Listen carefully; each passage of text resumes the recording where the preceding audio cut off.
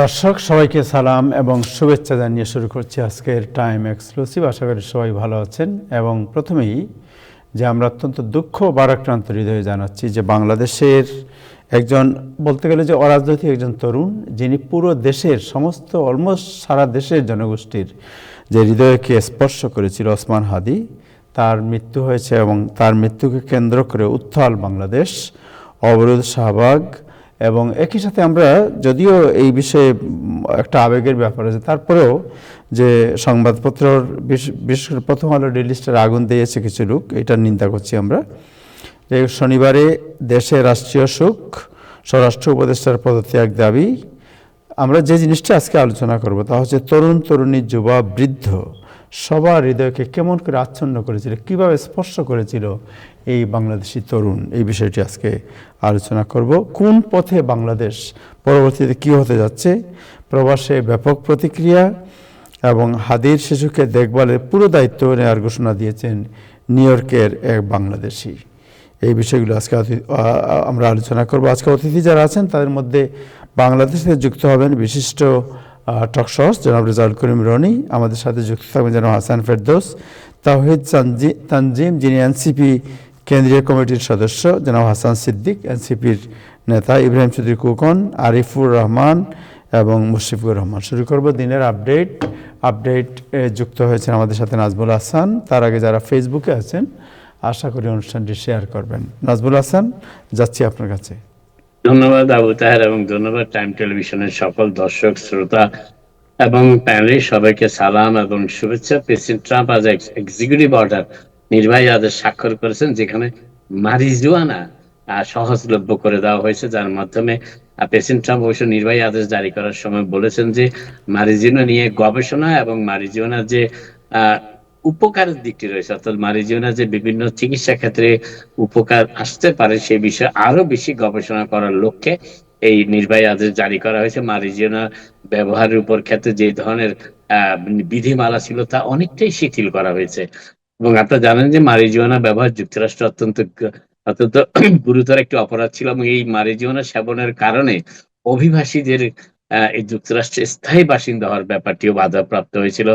স্থায়ী বাসিন্দা হওয়ার ক্ষেত্রে অনেকেই নাকচ হয়ে গেছেন শুধু মারিজুয়ানা ব্যবহার কারণে। কিন্তু আজকে প্রেসিডেন্ট ট্রাম্প সেই মারিজুয়ানাকে বৈধতা দিয়েছেন, যদিও নিউ ইয়র্ক স্টেট এবং সহ আরো কয়েকটি স্টেট অনেক আগেই এই বিষয়ে মারিজুয়ানা ব্যবহারের ব্যাপারটিকে শিথিল করেছে, কিন্তু আজকে ফেডারেল পর্যায়ে এটিকে শিথিল করে ফেলা হলো এবং এর ফলে মারিজুয়ানা বিক্রি, মারিজুয়ানা ক্রয় করা, মারিজুয়ানা মজুত করা এবং মারিজুয়ানার ব্যবসার প্রসারের সব ধরনের ব্যবস্থাকরণ অত্যন্ত সহজ হয়ে দাঁড়ালো ফেডারেল সরকারের এই পরিবর্তনের ফলে, প্রেসিডেন্ট ট্রাম্পের এই নির্বাহী আদেশের ফলে। যদিও প্রেসিডেন্ট ট্রাম্প, আমি আগেই বলেছি, গুরুত্ব আরোপ করেছেন বিশেষ করে ব্যবসার দিক থেকে নয়, গুরুত্ব আরোপ করেছেন যে মারিজুয়ানাকে স্বাস্থ্য গত দিক থেকে মারিজুয়ানা ব্যবহারের যে উপকারিতা রয়েছে সেটি বিষয়ে গবেষণা করার জন্য মারিজুয়ানাকে সহজলভ্য করা হয়েছে। এটি হচ্ছে প্রেসিডেন্ট ট্রাম্পের বক্তব্য নির্বাহী আদেশ জারি করার সময়। আরেকটি বিষয় যেটি এবং আপনারা জানেন যে এই মারিজুয়ানা রপ্তানি গবেষণা করার জন্য প্রেসিডেন্ট ট্রাম্প এবং মেডিকেল পারপাসে ব্যবহার করার জন্য মূলত মারিজুয়ানা গবেষণা করে স্বাস্থ্যগত কারণে এটি আরো ভালোভাবে এবং কার্যকর ভাবে ব্যবহার করা যায় কিনা সেই জন্য প্রেসিডেন্ট ট্রাম্পের এই নির্বাহী আদেশ, সেটি তিনিও বলেছেন। প্রেসিডেন্ট ট্রাম্প গতকাল তার জাতির উদ্দেশ্যে দেওয়া ভাষণে ভেনিজুয়েলাকে সরাসরি, এই প্রথম যুক্তরাষ্ট্রের একজন প্রেসিডেন্ট 2007 সালের পর সরাসরি ভেনিজুয়েলা থেকে, যে সময় হিউগো চাভেজের সময় যখন তিনি প্রেসিডেন্ট ছিলেন, যে তেল কোম্পানিগুলোকে জাতীয়করণ করেছিল ভেনিজুয়েলা, প্রেসিডেন্ট ট্রাম্প আজকে সেই জাতীয়করণের বিরুদ্ধে অবস্থান নিয়ে বলেছেন যে অনতি বিলম্বে ভেনিজুয়েলাকে যুক্তরাষ্ট্রের জাতীয়করণ করা সমস্ত তেল কোম্পানিগুলোকে ফেরত দিতে হবে, তারা যে জমি ব্যবহার করতো সেগুলি ফেরত দিতে হবে, তাদেরকে ভেনিজুয়েলাতে ব্যবসা করার সুযোগ দিতে হবে, এমনকি তারা যে সমস্ত স্থাপনাগুলো ব্যবহার করেছিল সেই সময় সেগুলিও ফেরত দিতে হবে। যদি না দেওয়া হয় তাহলে প্রেসিডেন্ট ট্রাম্প যে ইঙ্গিতটি দিয়েছেন যে তিনি পুরোপুরি সামরিক অভিযানের মাধ্যমে ভেনিজুয়েলাকে যুক্তরাষ্ট্রের সেই কর্তৃত্ব, যেটি 2007 সালের আগে প্রতিষ্ঠিত ছিল, সেটিকে তিনি প্রতিষ্ঠা করবেন এবং তিনি বলছেন সেগুলো আমাদের সম্পত্তি, যুক্তরাষ্ট্রের সম্পত্তি। সেগুলোকে তিনি বলেছেন তেল কেন্দ্রগুলো এবং তেল পরিশোধনাগারগুলো, তেল স্থাপনাগুলো সবই যুক্তরাষ্ট্রের সম্পত্তি হিউগো সাভেজ এক নির্দেশের বলে সবকিছু জাতীয়করণ করে ফেলেছিলেন এবং তিনি সেই এবং আমরা সেটি ফেরত চাই এবং ফেরত চাইয়ের ব্যাপারটি তিনি খুব স্পষ্টভাবে বলেছেন এবং গতকাল জাতির উদ্দেশ্যে দেওয়া ভাষণে তিনি অত্যন্ত কড়া ভাষায় ভেনেজুয়েলাকে এই বার্তাটি দিতে চেয়েছেন, যদি সহজে এই জিনিসটি ফিরিয়ে না দেওয়া হয় শক্তি প্রয়োগের মাধ্যমেও যুক্তরাষ্ট্র সেটি নিয়ে নেবে। অর্থাৎ ভেনেজুয়েলা যদি প্রেসিডেন্ট ট্রাম্পের এই প্রস্তাবে সম্মত না হয়, বিজাতীয়করণের বিষয়টি অর্থাৎ জাতীয়করণ করেছিল হিউগো সাভেজ, মাদুরোকে নিজের জীবন বাঁচাতে হলে এখন এটিকে বিজাতীয়করণ করতে হবে, নতুবা কনসিকুয়েন্সেস যা পরিণতি তা ভোগ করতে হবে। সেটি হচ্ছে প্রেসিডেন্ট ট্রাম্পের স্পষ্ট ভাষণ। 2007 সালে সাবেজ সমস্ত তেল কোম্পানি যেগুলো সেই ভেনেজুয়েলা থেকে বিভিন্ন দেশে তেলের ব্যবসা করতো, তেল পাঠিয়ে সেগুলোকে এবং সেগুলো ফিরত চাচ্ছে এবং প্রেসিডেন্ট ট্রাম্প বলেছেন যে টোটাল ব্লকেট, সম্পূর্ণভাবে অবরোধ জারি করা হবে ভেনেজুয়েলার তেল রপ্তানি এবং আমদানি এবং বিষয়টি সমগ্র বিশ্বব্যাপী বেশ গুরুত্বের সাথে বিবেচিত হচ্ছে যে প্রেসিডেন্ট ট্রাম্প শেষ পর্যন্ত ভেনেজুয়েলা দখল করে ফেললেন কিনা, সেটিও এখন একটি বিষয় হিসেবে আলোচিত হচ্ছে অনেক ক্ষেত্রে এবং বিশেষ করে ল্যাটিন আমেরিকা এবং ক্যারিবিয়ান দেশগুলোতে একটা উদ্বেগজনক পরিস্থিতি বিরাজ করছে প্রেসিডেন্ট ট্রাম্পের গতকাল জাতির উদ্দেশ্যে দেওয়া ভাষণের ফলে। এবং তিনি এও বলেছেন যে ব্লকের যেটি রয়েছে বর্তমানে সেটি আরো ব্যাপক আকারে করা হবে এবং মানে প্রেসিডেন্ট ট্রাম্প একজন যুক্তরাষ্ট্রের প্রেসিডেন্ট হিসাবে যতটা শক্তি এবং দাপটের সাথে ভেনেজুয়েলাকে বার্তা দেওয়া যায় ঠিক সেইভাবেই তিনি বার্তাটি দিয়েছেন ভেনেজুয়েলাকে। আরেকটি বিষয় বলার চেষ্টা করছি, প্রেসিডেন্ট ট্রাম্প গতকাল অবশ্য জাতির উদ্দেশ্যে দেওয়া ভাষণে তিনি বলেছেন যে যুক্তরাষ্ট্রের সামরিক বাহিনীর সদস্যদের তিনি উপহার দিতে চান, বিশেষ উপহার ক্রিসমাস উপলক্ষে এবং প্রতিটি সামরিক বাহিনীর প্রতিটি অ্যাক্টিভ কর্মচারী যুক্তরাষ্ট্রের 250 বর্ষ উদযাপন উপলক্ষে তাদের এই মাসেই ক্রিসমাসের আগে $1,776 একটি চেক তারা পাবেন যুক্তরাষ্ট্রের ট্রাম্প প্রশাসনের পক্ষ থেকে। এটি সামরিক বাহিনীর সকল অ্যাক্টিভ সদস্যকে দেওয়া হবে, এই ঘোষণা জাতির উদ্দেশ্যে দেওয়া ভাষণে প্রেসিডেন্ট ট্রাম্প গতকাল উল্লেখ করেছেন। আরেকটি কথা উল্লেখ করেছেন প্রেসিডেন্ট ট্রাম্প গুরুত্বপূর্ণ, যেটি বিশেষ করে ফেডারেল কর্মচারীদের জন্য, তারা অতিরিক্ত ক্রিসমাস উপলক্ষে 2টি দিন অতিরিক্ত ছুটি পাচ্ছে।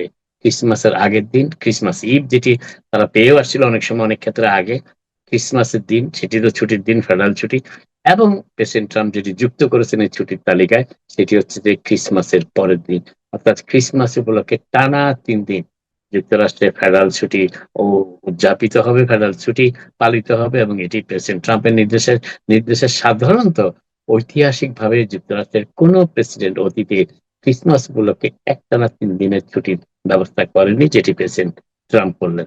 আরেকটি বিষয় যেটি বলার চেষ্টা করছি সেটি হচ্ছে যে আকাসিও কর্টেজ, আপনারা জানেন যুক্তরাষ্ট্রের অত্যন্ত আলোচিত রাজনীতিবিদ, ডেমোক্রেটিক সোশ্যালিস্টদের নেতৃত্বের অবস্থানে রয়েছেন তিনি, যদিও কংগ্রেস সদস্য, কিন্তু তিনি সরাসরি আজকে বলেছেন যে 2028 সালের নির্বাচনে তার কাছে ধরাশায়ী হবেন জেডি ভ্যান্স।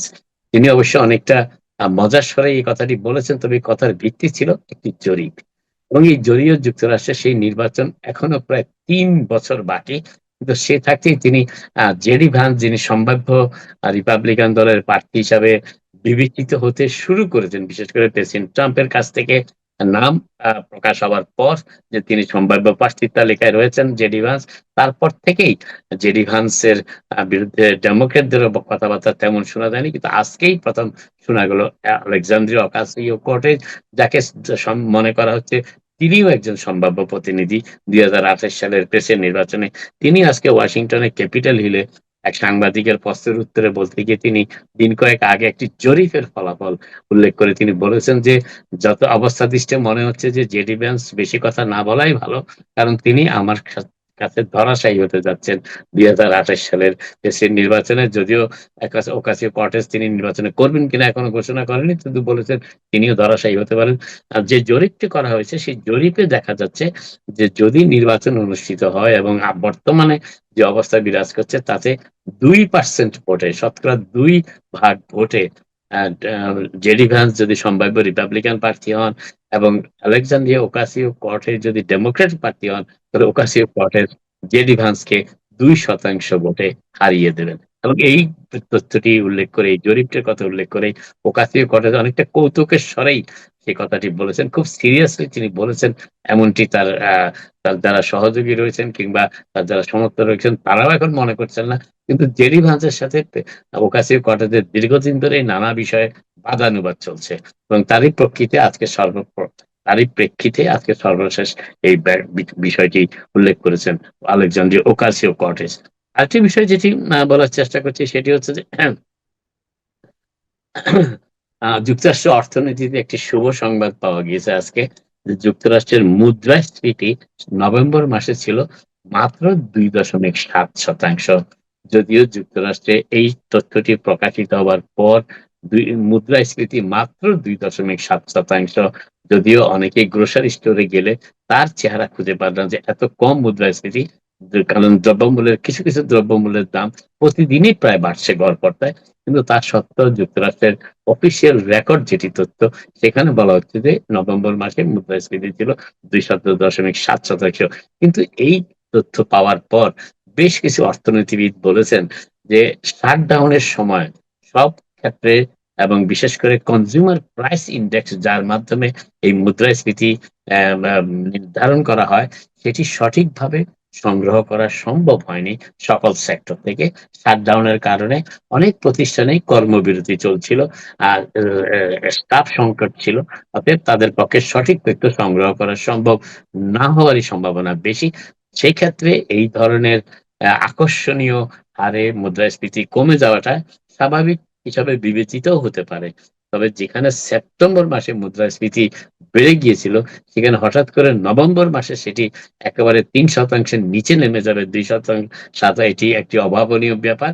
এবং তারা বলেছেন যে ডিসেম্বর মাসের মুদ্রাস্ফীতি কি পরিমাণ দাঁড়ায় সেটি নির্ধারণ করবে যুক্তরাষ্ট্রের অর্থনীতির সর্বশেষ পরিস্থিতি, অন্তত মুদ্রাস্ফীতির দিক থেকে বিবেচনা করলে। তবে আরেকটি তথ্য দিয়ে রাখি যে মুদ্রাস্ফীতির নির্ধারণের একটি উল্লেখযোগ্য সূচক, ইন্ডিকেটর যেটাকে আমরা বলে থাকি ইংরেজিতে, সেটি হচ্ছে গ্যাসের দাম। গ্যাসের মূল্য আপনারা লক্ষ্য করেছেন হয়তো অনেকেই যে যুক্তরাষ্ট্রে এই মুহূর্তে সমগ্র যুক্তরাষ্ট্রের বেশিরভাগ পাম্পেই গ্যাসের মূল্য গ্যালন প্রতি $3 কম। এটি গত 5 বছরে এমন অবস্থার সৃষ্টি হয়নি। মুদ্রাস্ফীতি নিয়ন্ত্রণের ক্ষেত্রে গ্যাসের ভূমিকাও উল্লেখযোগ্য, গুরুত্বপূর্ণ একটি বিষয়। এবং সেক্ষেত্রে গ্যাসের এত কম মূল্য মুদ্রাস্ফীতি কমিয়ে আনার ব্যাপারে ভূমিকা রেখেছে, এটাও অনেক অর্থনীতিবিদের ধারণা। আরেকটা বিষয় যেটি বলার চেষ্টা করছি সেটি হচ্ছে যে আইস, ইমিগ্রেশন কাস্টম এনফোর্সমেন্ট, যুক্তরাষ্ট্রের অত্যন্ত আলোচিত বিষয় রাজনৈতিক দিক থেকে, সামাজিক দিক থেকে, উদ্বেগের দিক থেকেও অভিবাসীদের মনে। কিন্তু এই উদ্বেগের বিষয়টি এখন প্রতিবাদ সমাবেশে রূপ নিচ্ছে যুক্তরাষ্ট্রের বিভিন্ন শহরে, স্কুলের ক্যাম্পাসে, কলেজের ক্যাম্পাসে, বিভিন্ন সামাজিক সমাবেশে, অনুষ্ঠানে। এবং সর্বশেষ এটি পাওয়া গিয়েছে এই এই এই আইসের অভিযানের বিরুদ্ধে, ইমিগ্রেশন কাস্টম এনফোর্সমেন্টের এই অনেক ক্ষেত্রেই অমানবিক অভিযানের বিরুদ্ধে প্রতিবাদ মুখর হয়েছে যে পোর্টল্যান্ড সিটি। আপনি জানেন পোর্টল্যান্ড অরিগনের রাজধানী শহর পোর্টল্যান্ড। সেই পোর্টল্যান্ডের লিঙ্কন হাই স্কুলের প্রায় 80 জন ছাত্র গতকাল পোর্টল্যান্ডের রাস্তার মূল সড়ক দিয়ে বিক্ষোভ সমাবেশ করে স্কুলে প্রবেশ করে এবং সেখানে তারা আইসের এই অমানবিক ইমিগ্রেশন এবং কাস্টম এনফোর্সমেন্টের অমানবিক আচরণের বিরুদ্ধে বিভিন্ন স্লোগান দেয়। অভিবাসীদের পক্ষে, অভিবাসীদের নিরাপত্তা, অভিবাসীদের প্রতি সমবেদনা প্রকাশের দাবি জানিয়ে তারা বিভিন্ন সমাবেশের আয়োজন করে এবং সমাবেশে বিভিন্ন বক্তাও অভিবাসীদের অধিকার, তাদের প্রতি মানবিক আচরণের দাবিতে বিভিন্ন ধরনের বক্তব্য রাখেন। সেই লিঙ্কন হাই স্কুলের ছাত্র, 80 জন ছাত্র, লিঙ্কন হাই স্কুল যেটি অরিগনের পোর্টল্যান্ড শহরের সিটি হলের নিকটবর্তী অঞ্চলে অবস্থিত। আরেকটি বিষয় যেটি বলার চেষ্টা করেন এবং তারা এও প্রতিবাদ জানিয়েছেন যে সাম্প্রতিককালে ইমিগ্রেশন কাস্টম এনফোর্সমেন্টের হেফাজতে থাকাকালীন বেশ কয়েকটি মৃত্যু অত্যন্ত দুঃখজনক এবং অনাকাঙ্ক্ষিত। এই বিষয়টিও জবাবদিহিতার আওতায় আনা উচিত বলে তারা সেই সমস্ত ছাত্রছাত্রীরা তাদের বক্তব্যে উদ্বেগ প্রকাশের সাথে মন্তব্য করেছেন। আরেকটি বলেছে যে আজকে একজন ফেডারেল বিচারক যাকে নিয়োগ দিয়েছিলেন প্রেসিডেন্ট ট্রাম্প, তার নাম হচ্ছে বিচারক আমল থাপার। তিনি আজকে বলেছেন যে যুক্তরাষ্ট্র সংবিধানের সকল অধিকার এবং সুযোগ সুবিধা ভোগ করার একমাত্র প্রাপক অধিকারের, সেটি হচ্ছে যুক্তরাষ্ট্রের নাগরিকরা। যারা যুক্তরাষ্ট্রের নাগরিক নয় তারা যুক্তরাষ্ট্রের সংবিধানের আওতায় আসেন না। এটি হচ্ছে তার বক্তব্যের মূল বিষয় এবং তিনি সেই কথাটি বলতে গিয়ে বলেছেন যে যুক্তরাষ্ট্রের সংবিধানে উই দ্য পিপল বলে যে কথাটি উল্লেখ করা হয়েছে, উই দ্য পিপল, সেই কথাটি আসলে ওই উই দ্য পিপল বলতে যুক্তরাষ্ট্রের নাগরিকদের বোঝানো হয়েছে।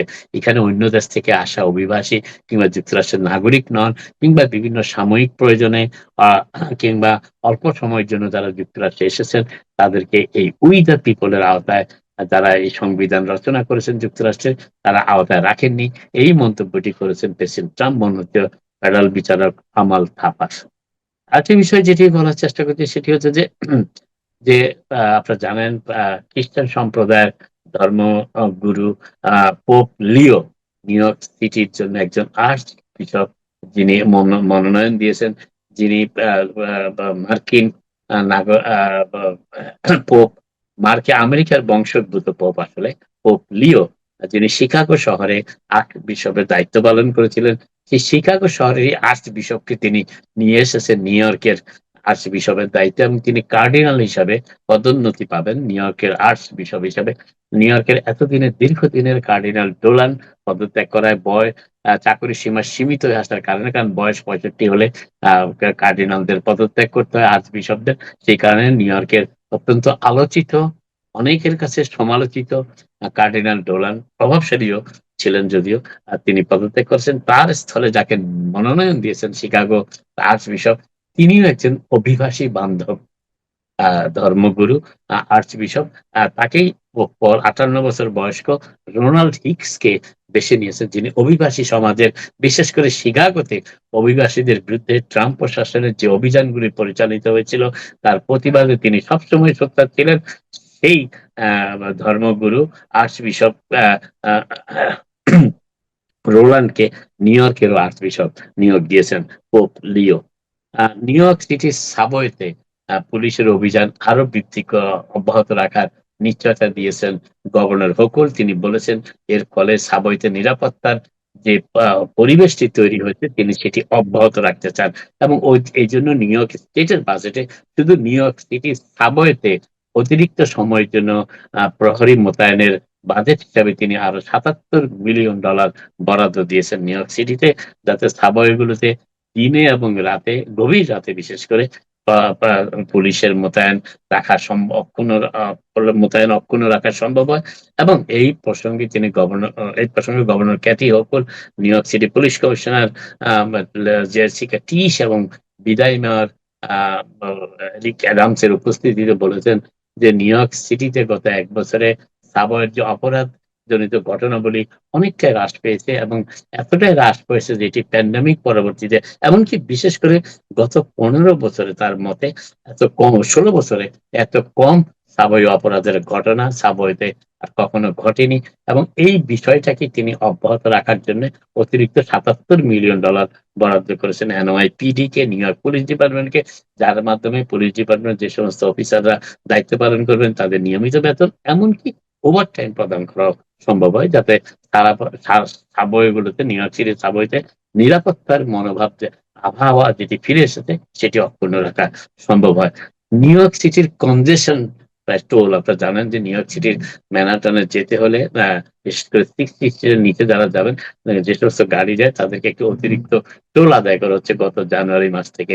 এবং এই টোলের আদায়কৃত অর্থের মাধ্যমে ইতিমধ্যে নিউ ইয়র্ক সিটির সাবওয়ের উন্নয়ন কর্মকাণ্ডে অর্থ ব্যবহৃত হচ্ছে। আপনারা হয়তো অনেকেই ইতিমধ্যেই জেনেছেন যে নিউ ইয়র্ক সিটির দুটি ট্রেন লাইনের সিগন্যাল, সাবওয়ের এ এবং খুব সম্ভবত সি ট্রেনের সাবওয়ে সিগন্যাল লাইনের উন্নয়ন কল্পে এই কনজেশন টোল থেকে আদায় করা অর্থ ব্যবহার করা হচ্ছে সিগন্যাল সিস্টেমের আধুনিকীকরণের কাছে। কিন্তু আজকে আরেকটি বিষয়ের রিপোর্ট এসেছে এই কনজেশন টোলের সুবিধার ব্যাপারে, যেটি পাওয়া গেছে সেটা হচ্ছে ম্যানহাটনের আবহাওয়া অনেকটা প্রকৃতির আবহাওয়ার কাছাকাছি চলে এসেছে। যদিও ইংল্যান্ডের গ্রামাঞ্চলের যে বিশুদ্ধ আবহাওয়া যেটি সারা বিশ্বব্যাপী বিখ্যাত, সেই অবস্থায় এখনো নিউ ইয়র্ক সিটির ম্যানহাটনের 60 স্ট্রিট কিংবা তার নিচের এলাকাগুলো এখনো তার সমপর্যায়ে আসেনি। তবে যারা এই জরিপটি চালিয়েছে গত 1 বছর ধরে, 6 মাস ধরে চালিয়েছে, জানুয়ারি থেকে জুন মাস পর্যন্ত। এবং তারাই আজকে বলেছে যে এমটি এর এই কনজেশন টোল অর্থনৈতিকভাবে এমটিএ কে সমৃদ্ধ করার পাশাপাশি ম্যানাটনের পরিবেশ, আবহাওয়ার পরিবেশকেও অনেকটা উন্নত করেছে। এবং এতে তারা বিস্মিত হয়েছেন তারা এই ফলাফলটি দেখে, এবং তারা বলেছেন যে এবং এটি তারা ম্যানহাটনের এই আবহাওয়া পরিবেশ আরো ধীরে, ধীরে উন্নত হবে এবং এটি এমন একটি জরিপ তারা করেছেন যেটি সায়েন্টিফিক জার্নাল নেচারে প্রকাশিত হয়েছে। এবং তারা বলেছেন যে এয়ার পলিউশন যেটাকে আমরা বলি, সেই পলিউশন অনেকটাই হ্রাস পেয়েছে নিউ ইয়র্ক সিটির ম্যানহাটনে এই কনজেশন টোলের কারণে। কারণ সেখানে বায়ু দূষণ করার জন্য যে গাড়িগুলো মূলত দায়ী ছিল, তাদের যাওয়া আসা অনেকটাই হ্রাস পেয়েছে এবং তার ফলে এই পরিবেশ উন্নয়নের বিষয়টি অত্যন্ত গুরুত্ব পেয়েছে জরিপে। এবং যদিও এর ফলে নিউ জার্সি কিংবা পার্শ্ববর্তী আরো কোনো স্টেটে কনজেশন টোলের কারণে সেখানে ট্রাফিক বেড়েছে, কিন্তু সেখানে তার পাশাপাশি সেখানকার আবহাওয়া অনেকটা উন্নত হয়েছে, যদিও নিউ ইয়র্ক সিটির আবহাওয়ার উন্নত হওয়ার কারণে। জায়গা হচ্ছে সর্বশেষ এবং এটি করেছে কর্নেল ইউনিভার্সিটির একটি দল, এবং কর্নেল ইউনিভার্সিটির ইঞ্জিনিয়ারিং প্রফেসর যিনি এই দলের নেতৃত্ব দিয়েছেন, জরিপকারী দলের টিম ফ্রেজার বলেছেন তারা এই ফলাফল পেয়ে, এই গবেষণারত তথ্যটি পেয়ে অনেকটা বিস্মিত হয়েছেন। শেষ করার আগে একটি তথ্যতেই মেয়র জোহরান মামদানির প্রশাসন সম্পর্কে গতকাল আমি আপনাদের জানিয়েছিলাম যে জোহরান মামদানি 2 জনকে নিয়োগ দিয়েছেন, তার মধ্যে একজন পদত্যাগ করেছেন। যিনি 70,000 কর্মচারী প্রশাসনে কাজ করার জন্য দায়িত্বপ্রাপ্ত হয়েছিলেন, তাদেরই একজন ক্যাথরিন আলমন্টি ডিকস্টা তিনি পদত্যাগ করেছেন মনোনয়ন প্রাপ্তির একদিনের মধ্যে। তার কারণ এডিএল, অ্যান্টি ডিফাইমেশন লীগ অভিযোগ করেছে আনুষ্ঠানিকভাবে যে প্রায় 10 থেকে 11 বছর আগে তিনি ইহুদি সম্প্রদায়ের বিরুদ্ধে সোশ্যাল মিডিয়া এবং বিভিন্ন মিডিয়ায় বিভিন্ন বক্তব্য দিয়েছিলেন, সেগুলো আজকে সামনে তুলে আনা হয়েছে। এবং তার পরিপ্রেক্ষিতেই জোহরান মামদানি জানিয়েছেন যে Alphonse de Costa, Almonte de Costa director of administrative সার্ভিসের পদে আর থাকতেন না, তিনি পদত্যাগ করেছেন। আপাতত এখানে শেষ করি, আবার আপনার সাথে কথা হবে। আপনারা সবাই ভালো থাকেন। Thank you Najmul Hasan, thank you so much. দর্শক আমাদের সাথে যুক্ত হয়েছেন জনাব রেজাউল করিম রনি বাংলাদেশ থেকে। রনি ভাই আপনাকে শুভেচ্ছা। এবং আমাদের সাথে আছেন নূর হোসেন, যিনি এনটিভির একজন স্পেশাল করেসপন্ডেন্ট, যিনি অত্যন্ত কাছে থেকে হাদিকে দেখেছেন। আমরা তাদের সাথে কথা বলবো হাদির বিষয়গুলো নিয়ে। প্রথমে রনি ভাই আপনাকে যাওয়ার আগে একটু আমি নূর হোসেনের কাছ থেকে জানতে চাই যে what is the latest and what হাদির ব্যাপারটির সর্বশেষ কী অবস্থা বাংলাদেশে এবং কী হচ্ছে সেখানে। তার আগে হাদি কি বলেছিলেন তার ব্যাপারে একটি ছোট্ট নিউজ আজকে আমাদের টাইম টেলিভিশনে এয়ার করা হয়েছে। এই টেলিভিশনে একটি ক্লিপ দেখবো, তারপরে আমরা নূর হোসেনের সাথে কথা বলবো।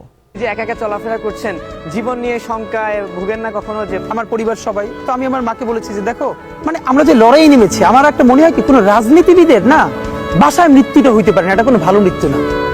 যিনি রাজনীতি করেন, যিনি লড়াই করেন, যিনি বিপ্লবী, যিনি সংগ্রামী, তার মৃত্যুটা হবে একটা সংগ্রামের মধ্য দিয়ে, একটা রাজপথে, একটা গ্লোরির মৃত্যু।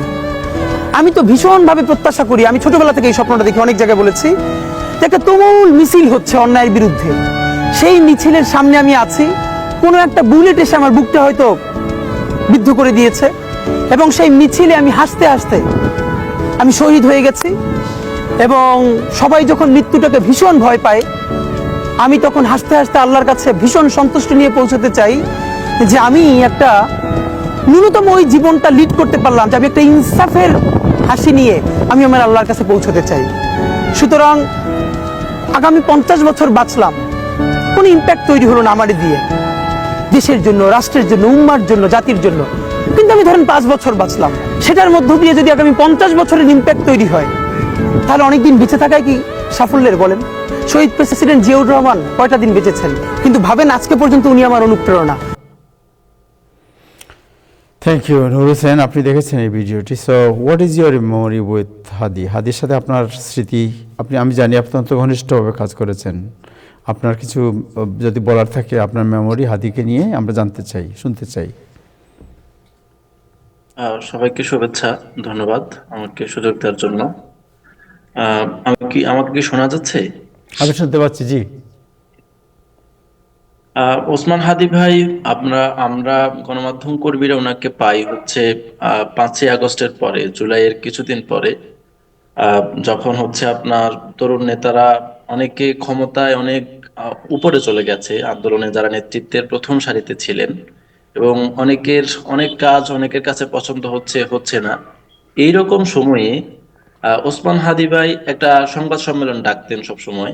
যে কোনো একটা ঘটনা ঘটলো, কোনো একটা বিষয়ে তার খারাপ লাগলো, কোনো একটা বিষয়ে কোনো ধরনের অন্যায় হলো, কোনো একটা বিষয়ে কোনো সামঞ্জস্যহীন, দেশের জন্য, দেশের স্বার্থে, দেশের স্বার্থ বিরোধী কোনো কিছু একটা ঘটলো, হাদি ভাই একটা সংবাদ সম্মেলন ডাকতেন, এবং সংবাদ সম্মেলনটা বেশিরভাগ সময় হতো মধুর ক্যান্টিন অথবা ঢাকা বিশ্ববিদ্যালয়ের টিএসসি তে। এবং সেখানে তখন আমরা গুটি কতেক সাংবাদিক, এনটিভি থেকে আমি, আরো দু একটা চ্যানেল থেকে, আর ম্যাক্সিমাম সময় মাল্টিমিডিয়া সাংবাদিক যারা ছিলেন তারা কভার করতে আমরা যেতাম। এবং সেখানে যাওয়ার পরে তিনি যখন কথা বলতেন, তার কথা আসলে আমরা খুব মন্ত্রমুগ্ধের মতো শুনতাম। আহ, তার অত্যন্ত বাগ্মিতা ছিল, তিনি খুবই ভালো করে কথা বলতে পারতেন। কয়েকটা বিষয়ে তিনি কোনো ধরনের আপোষ, কোনো ধরনের ছাড় দেওয়ার বিপক্ষে ছিলেন বলা যায়। একটা হলো জুলাই বিপ্লবকে বা জুলাই অভ্যুত্থানকে উনি একেবারে ভেতর থেকে অনুধাবন করতেন এবং ধারণ করতেন। তিনি বলতেন যে সবাই বিক্রি হয়ে যেতে পারে, পুরো রাষ্ট্র বিক্রি হয়ে যেতে পারে, রাজনৈতিক দলগুলো বিক্রি হয়ে যেতে পারে, এরা সবাই পুরনো রাজনীতি আগের মতো করে চলতে পারে, আগের মতো রাজনীতি করতে পারে, আগে যেরকম মানুষকে ঠকানোর রাজনীতি, নানা ধরনের অপরাজনীতির যে কালচার গুলো, সংস্কৃতি গুলো আছে, এইগুলোতে সবাই নিমজ্জিত হয়ে যেতে পারে। কিন্তু অন্তত কিছু তরুণ থাকতে হবে যাদেরকে এই রাজনীতির বিরুদ্ধে কথা বলতে হবে, দাঁড়াতে হবে। এই স্বপ্নটা উনি দেখতেন, এবং এই স্বপ্ন থেকে উনি একেবারে 5 আগস্টের কিছুদিন পরেই, অল্প কয়েকদিনের মধ্যে উনি ইনকিলাব মঞ্চ করেন।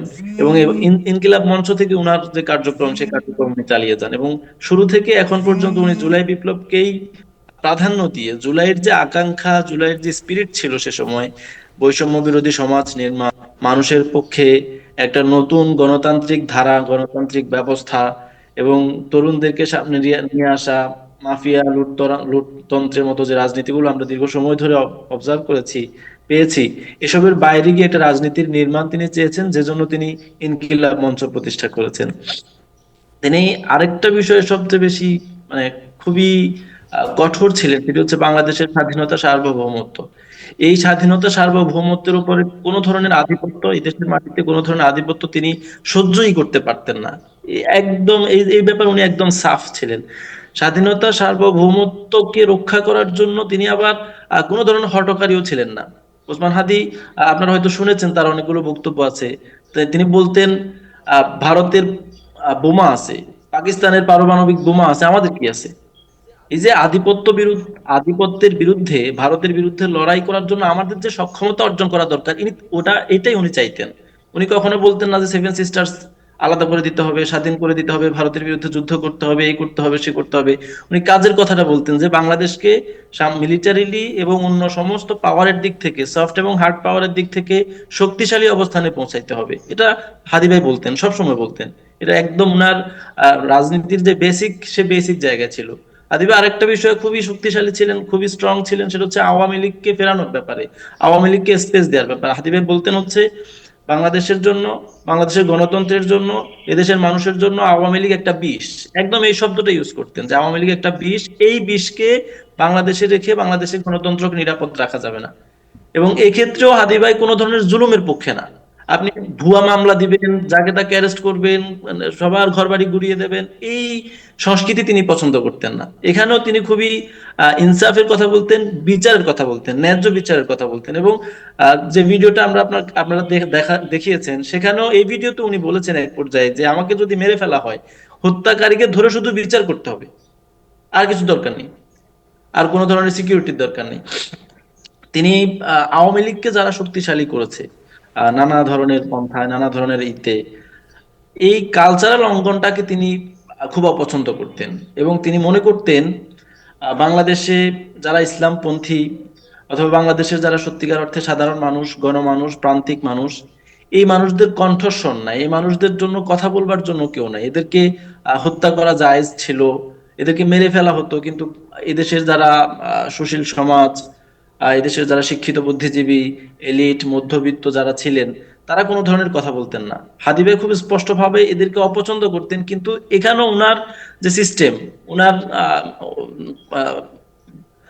এদেরকে, এই অংশটাকে মোকাবেলা করার জন্য উনি আবার খুবই গণতান্ত্রিক ছিলেন। এখানেও গতকাল রাতে হাদি ভাইয়ের মৃত্যু সংবাদ আসার পরে একটা বিশেষ গোষ্ঠী যে কাজগুলো করেছে, বিশেষ করে দুটি প্রধান গণমাধ্যমের সামনে গিয়ে যেটি করেছে, আমি গত 1.5 বছর ধরে বা তারও বেশি সময় ধরে হাদি ভাইকে চিনি, এবং এই সময়ে এই দুটি গণমাধ্যমের উপরে বেশ কয়েকবার আহ আঘাত গিয়েছে বা গণমাধ্যমের সামনে গিয়ে অনেক কিছু হয়েছে, জিয়াফত হয়েছে, কিন্তু আপনি কোনোদিন দেখাতে পারবেন না শরীফ ওসমান হাদি এই ধরনের কোনো কর্মসূচিতে কাউকে যেতে বলেছেন, অথবা উনি গেছেন, অথবা উনি নিজে এই ধরনের কোনো কর্মসূচি দিচ্ছেন।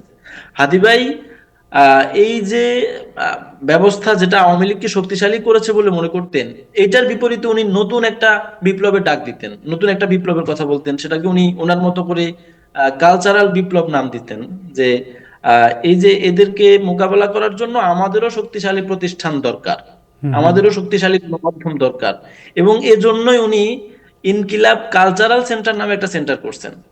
এটা আপনার বাংলা মোটরে একেবারে মোড়ের পাশে পাশে একটা ছোট্ট বিল্ডিং এ একতলার মধ্যে, এবং সেখানে আপনি প্রচুর বই, কেউ যদি সেখানে যাওয়ার সুযোগ পান, অসংখ্য ধরনের বই, এবং সেখানে তিনি রেগুলার আড্ডা দিতেন, বই নিয়ে কথা বলতেন, গান করতেন, কবিতা উৎসব করতেন, কবিতা আবৃত্তি করতেন, রেগুলার এই কাজগুলো করতেন। এবং উনি বলতেন যে এর মধ্য দিয়ে আমাদের মুক্তি, বা এই এই যে সমাজটাকে আমাদের কালচারাল অঙ্গনটা রেপ্রেজেন্ট করতে ব্যর্থ হচ্ছে, তাদেরকে আমরা প্রতিনিধিত্ব করব, তাদের জন্য জি, আমরা কণ্ঠ হয়ে উঠবো, তাদের জন্য আমরা ভয়েস হয়ে উঠবো, এই কথা উনি বলতেন। রাইট। সো এখন এখন কি অবস্থা আপনার দেশের? এই যে তার যে মৃত্যু, এই মৃত্যুর খবরে আমরা দেখেছি যে শাহবাগে আপনার ছাত্র জনতা নেমে এসেছে, বিভিন্ন জায়গায় আপনার ভাঙচুর হয়েছে, আপনার অগ্নিসংযোগ হয়েছে। এখন কি অবস্থা, মানে সব কিছু মিলিয়ে? এখানে আপনার শরীফ ওসমান হাদিকে যারা হত্যা করেছে, যেহেতু তাদের পরিচয় চিহ্নিত, একটা পর্যায়ে গিয়ে তাদেরকে চিহ্নিত করা গেছে যে তারা আওয়ামী লীগের রাজনীতির সঙ্গে সম্পৃক্ত, এবং তারা হত্যা করার পর ভারতে চলে গেছে। এজন্য মানুষের মধ্যে যে ক্ষোভ, সেটা প্রকাশিত হবে, এটা খুবই যৌক্তিক, এটাকে অন্যায্য বলবার সুযোগ আসলে নেই। সেই ক্ষোভটা প্রকাশিত হওয়ার যে উপায়, সেটা আমরা গতকালে অবশ্য এখানে অনেকগুলো গ্রুপ সক্রিয় থাকে, আহ অনেকগুলা গোষ্ঠী থাকে, অনেকের অনেক ধরনের স্বার্থ ছিল আর কি, আমরা যেটা আইডেন্টিফাই করতে পেরেছি গণমাধ্যম কর্মী হিসেবে।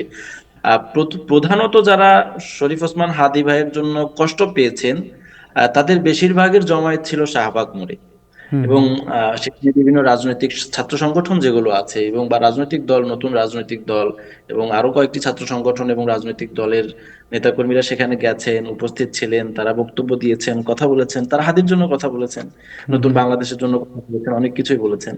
কিন্তু একটা বিশেষ গোষ্ঠী, এই গোষ্ঠীটাকে আইডেন্টিফাই করা জরুরি। তারা কারো প্ররোচনায় অথবা কারো কোনো ধরনের উস্কানির মধ্যে পড়ে তারা এই মিছিলে শাহবাগে না থেকে তারা হুট করে ডিসিশন নিলো, হুট করে সিদ্ধান্ত নিলো যে আমাদেরকে ওখানে যেতে হবে, ওখানে গিয়ে আজকে রাতের মধ্যে এটাকে শেষ করে দিতে হবে। এই ধরনের তাদের ল্যাঙ্গুয়েজ ছিল আর কি। এরা তারপরে তো কারা? ডু সেখানে ইউ হ্যাভ এনি আইডিয়া যে এরা কারা? এদেরকে আইডেন্টিফাই করাটা জরুরি। আমরা একটা গোষ্ঠীকে চিহ্নিত করতে পেরেছি, সেটা উগ্রবাদী গোষ্ঠী, কিন্তু একেবারে সুস্পষ্ট প্রমাণাদি সহ তাদেরকে আইডেন্টিফাই না করে বলাটা একটু মুশকিল। আচ্ছা আচ্ছা আচ্ছা। আমরা বুঝতে পারছি, বাট এটা বলা ঠিক হবে না, যেহেতু আমাদের কাছে পরিপূর্ণ তথ্য প্রমাণাদি নাই। আচ্ছা আচ্ছা, ঠিক আছে নূর, আপনার আপনার আপনি আপনি যে সময় থাকে একটু থাকেন, আমরা আরেকটু আলাপ করবো। আমাদের সাথে জানার রনি আছেন, বাট রনি ভাই আপনি আপনার আলোচনার সুবিধা হবে যে আমরা যে সাবজেক্টটা আপনাকে আলোচনা করতে বলবো, বাট এটা শুধু বাংলাদেশ না, পুরো বিশ্ব জুড়েই এই মৃত্যুকে কেন্দ্র করে আপনি জানেন শোকের ছায়া নেমে এসেছে। এবং যুক্তরাষ্ট্রে আপনার এই জ্যাকসন হাইটের, মানে বিশ্ব রাজধানী বলে যেটাকে বলা হয় নিউ ইয়র্ক, এই নিউ ইয়র্কের বাংলাদেশিদের রাজধানী হচ্ছে জ্যাকসন হাইট। এখানেও বড় ধরনের শোক সভা অনুষ্ঠিত হয়েছে। এখানে ছাত্র জনতা নেমে এসেছিল রাস্তায়। আমরা একটু খবরটা জেনে নিই। মুশফিক, আপনি তো সেখানে ছিলেন, রাইট? আমাকে শুনতে পাচ্ছেন আপনারা? হ্যাঁ, শুনতে পাচ্ছি। আচ্ছা, ধন্যবাদ। জি, আপনি যেমনটা বলছিলেন যে আসলে হাদির উপর হামলার পর থেকেই পুরো বাংলাদেশে সাধারণ মানুষ যেভাবে রাস্তায় নেমে এসেছিল, ছাত্র জনতা যেভাবে রাস্তায় নেমে এসেছিল, ঠিক সেভাবে নিউ ইয়র্কেও কিন্তু যখন থেকে হামলার ঘটনা ঘটেছিল, ঠিক তারপর থেকেই সেদিন সকালে এক দফা এখানে যারা জুলাইয়ের সাথে ছিল, জুলাই আন্দোলনের সাথে যারা ছিল, যে সকল ছাত্র জনতা ছিল, তারা কিন্তু নিউ ইয়র্কের জ্যাকসন হাইটস ডাইভার্সিটি প্লাজায় বিক্ষোভ করেছিল। এবং আপনি জানেন যে এই মুহূর্তে কিন্তু নিউ ইয়র্কে ব্যাপক শীত, এবং আমার মনে আছে সেদিন তাপমাত্রা ছিল -10 থেকে 15 ডিগ্রি সেলসিয়াসেরও নিচে, কিন্তু তারপর তারা বিক্ষোভ করেছিল, তারপরে সন্ধ্যায় একটা বিক্ষোভ হয়েছিল, এবং আজকে আসলে যখন নিউ ইয়র্কের সময় সকালে যখন আসলে খবরটি আসে, তারপরে এখানে নিউ ইয়র্কে যারা জুলাইয়ের সাথে জুলাই আন্দোলনে যারা সক্রিয় ভূমিকা পালন করেছিলেন সেসব ছাত্র জনতা এবং একই সাথে কমিউনিটির সাধারণ মানুষ যারা ছিলেন, তারা কিন্তু আজকে সন্ধ্যা 6টার সময় ডাইভার্সিটি প্লাজায় একটি বিক্ষোভ সমাবেশের আয়োজন করে, এবং তারা সেখানে এসেছিলেন। যদিও যেটি হয়েছিল যে অনুষ্ঠান শুরু হতে একটু দেরি হয়েছিল, দুঃখিত, এটা কোনো অনুষ্ঠানে, এটা ছিল প্রতিবাদ সমাবেশ। তবে একটি বিষয় যেটি বলতে চাই যে সাধারণ মানুষ কিন্তু আমাদের যারা প্রবাসী বাংলাদেশে রয়েছেন কমিউনিটিতে, তারা কিন্তু প্রত্যেকে আসলে তারা শোক জ্ঞাপন করছেন। তারা বলছেন যে তারা কোনোভাবে আসলে এই বিষয়টি মেনে নিতে পারছেন না। তবে আরেকটি বিষয় যে এই বিক্ষোভ সমাবেশ করতে গিয়ে তারা আমাদের যে কিছু গ্রুপ রয়েছে সেই গ্রুপগুলোতে তারা পোস্ট করেছিল যাতে মানুষজন জানতে পারে যে আসলে ঠিক কখন এই বিক্ষোভ সমাবেশ আয়োজন করা হচ্ছে। সেই জায়গায়ও কিন্তু আমরা দেখেছি যে বেশ কিছু উস্কানিমূলক কমেন্ট আমরা দেখেছি, সেই পোস্টে কিন্তু ডিলিট করতে বাধ্য হয়েছিল বা একটি বেশ পপুলার একটি গ্রুপ, আমাদের এবিসিএস গ্রুপ, আসলে নাম না বললেই না, যেটি বলে দিতে চাই। আরেকটি বিষয়, এই হাদির ঘটনাকে কেন্দ্র করে নিউ ইয়র্কেরও বেশ কিছু সাংবাদিকদেরকে আমরা দেখেছি, যদিও এটি আসলে খুব দুঃখজনক, আমি বলতে চাচ্ছি না, তবে আমি বলতে বাধ্য হচ্ছি, আমরা বেশ কিছু সাংবাদিককে বেশ কিছু উস্কানিমূলক বক্তব্য, বেশ কিছু উস্কানিমূলক ভিডিও কিন্তু করতে দেখেছে, যেগুলো কিন্তু নিউ ইয়র্কে যে সকল ছাত্র জনতা রয়েছে যারা জুলাইয়ের পক্ষে, তাদের মধ্যে কিন্তু এই পুরো পরিবেশটা, মানে পুরো বিষয়টা নিয়ে তাদের মধ্যে ব্যাপক ধরনের একটি আসলে তারা এইটা নিয়ে খুব হতাশ, এবং তারা বলছেন যে তারা এগুলো মেনে নিতে পারছেন না। এবং সব থেকে বড় কথা, তারা কিন্তু আজকে যে তাদের বিক্ষোভ সমাবেশ ছিল সেটি কিন্তু তাদের শেষ না। তারা বলছেন তারা কালকে জুমার নামাজের সময় তারা সেখানে হাঁটির জন্য জুমার নামাজের সময় জ্যাকসন হাইটসের ডাইভার্সিটি প্লাজা তারা একসাথে নামাজ পড়বে তারা বলছেন। এবং একই সাথে তাদের কিন্তু, আমি যতটুকু জানতে পেরেছি, যে তারা মার্চ ফর ইন্ডিয়ান কনসুলেট, অর্থাৎ ভারতীয় যে দূতাবাস রয়েছে নিউ ইয়র্কে, সেখানে তারা যাবেন। এবং এ সম্পর্কিত কিন্তু আমরা যতটুকু জানতে পেরেছি যে তারা ওইখানে যাতে তারা প্রোটেস্ট করতে পারেন সেই ধরনের পারমিশনও কিন্তু তারা এনওআইপির কাছে চেয়েছিলেন, এবং সেটি কিন্তু পেয়ে গিয়েছেন। এবং সেখানে কিন্তু তারা গিয়ে প্রোটেস্ট করতে চাচ্ছেন, যে ইন্ডিয়ান কনসুলেটের সামনে গিয়ে তারা প্রোটেস্ট করবেন, ছাত্র জনতা তাদের যে দাবি তারা সেটি তুলে ধরবেন। এবং আরেকটি বিষয় আসলে না বলি না, সেটি হচ্ছে যে আমি তো আসলে প্রায় 4টা বিক্ষোভ সমাবেশ হয়েছে হাদির উপর হামলার পর থেকে আজকে পর্যন্ত।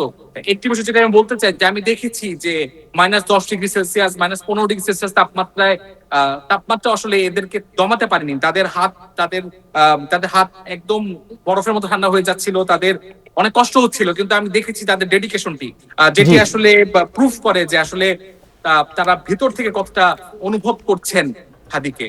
Thank you so much, thank you Mushfiq, আপনাকে অনেক ধন্যবাদ। মুশফিক আমাদের সাথে যুক্ত হয়েছিলেন জ্যাকসন হাইট থেকে। যাই হোক, আপনাদের সবার সাথে আমরা কথা বলবো, বাট বাংলাদেশ থেকে যুক্ত হয়েছেন আমাদের সবার প্রিয় জনাব রেজাউল করিম রনি। জনাব রেজাউল করিম রনি, আপনি তো একজন রাজনৈতিক বিশ্লেষক, এবং আপনার কাছে জানতে চাই যে হাদি, উনি তো একজন সাধারণ, বলতে গেলে সাধারণ মানুষ ছিলেন, ওনার কোনো বড় রাজনৈতিক দল না, উনি কোনো বড় নেতাও না, উনি একজন তরুণ, এবং এই তরুণের মৃত্যুকে কেন্দ্র করে দেশ, বাংলাদেশ, বিশ্ব সর্বত্র আমরা দেখতে পাচ্ছি মানুষের মধ্যে আপনার শোক। আমরা দেখতে পাচ্ছি আপনার রাষ্ট্রীয় শোক ঘোষণা করা হয়েছে। এবং আমার মনে হয় যে আমরা এর আগে এইরকম একজন তরুণের মৃত্যুকে কেন্দ্র করে দেশে বিদেশে এইরকম আলোড়ন সৃষ্টি করতে পারিনি।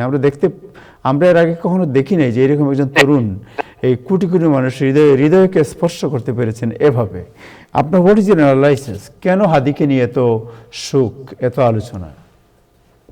জি ধন্যবাদ। যে যেখান থেকে আমার দেখেন, একটা জিনিস খুব পরিষ্কারভাবে আমাদের মনে রাখতে হবে, সেটা হলো যে হাদিকে কেন হামলার শিকার হতে হলো। হাদির যে ইনকিলাব মঞ্চ, এটার কি এমন কোন সাংগঠনিক শক্তি আছে যেটা ধরেন আওয়ামী লীগকে প্রতিরোধ করার মতো কোন ক্ষমতা রাখে? সাংগঠনিক ভাবে রাখে না। তো তারপরেও তাকে এইভাবে নির্মম ভাবে সন্ত্রাসী কায়দায় গুপ্ত হামলা করে আজকে শহীদ করে দেওয়া হলো, এটা কেন? এটার মধ্য দিয়ে একটা ভয়ের সংস্কৃতি তৈরি করা, বাকি যারা কণ্ঠ রেজ করতে চায় তাদেরকে ভয় ধরানো, এবং এটার যে রাজনৈতিক ফায়দা, সেটার ফায়দা কারা তুলতে চায় সেটা গতকাল রাতে তার কিছু নিদর্শন বাংলাদেশের মানুষ এবং দুনিয়ার মানুষ দেখেছে। এক, বিক্ষুব্ধ জনতা ছিল, বিক্ষোভ স্বাভাবিক, সমস্ত মানুষকে আপনি যেটা বললেন টাচ করেছে, কিন্তু এটা সুযোগ নিয়ে যেভাবে ভাঙচুর, সারা দেশে যেভাবে একটা অরাজকতা তৈরি করার চেষ্টা, এইটা বাংলাদেশকে নতুন করে অস্থিতিশীল করা এবং সারা বিশ্বে বাংলাদেশের ব্যাপারে একটা নেতিবাচক মনোভাব তৈরি করা, সেই প্রচেষ্টা যারা করতে চায় তাদেরই ইন্ধন, তাদেরই সহযোগিতা এবং তাদের প্রত্যক্ষ মদতে সংগঠিত হয়েছে।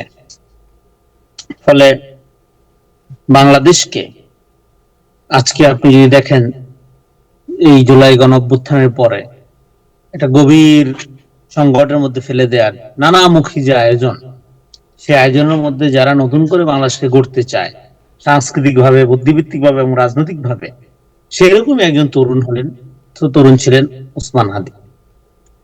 ওসমান হাদির সাথে আমার পরিচয় করোনার পরই, আমাকে নক করতো, লেখালেখি করতো। বেসিক্যালি আমার সাথে তার পরিচয়টা ছিল বই পুস্তক আদান প্রদান, বিভিন্ন বিষয় জানতে চাওয়া, বুঝতে চাওয়া। এবং ওসমান হাদি রাজনৈতিক ব্যক্তি আকারে বা চরিত্র আকারে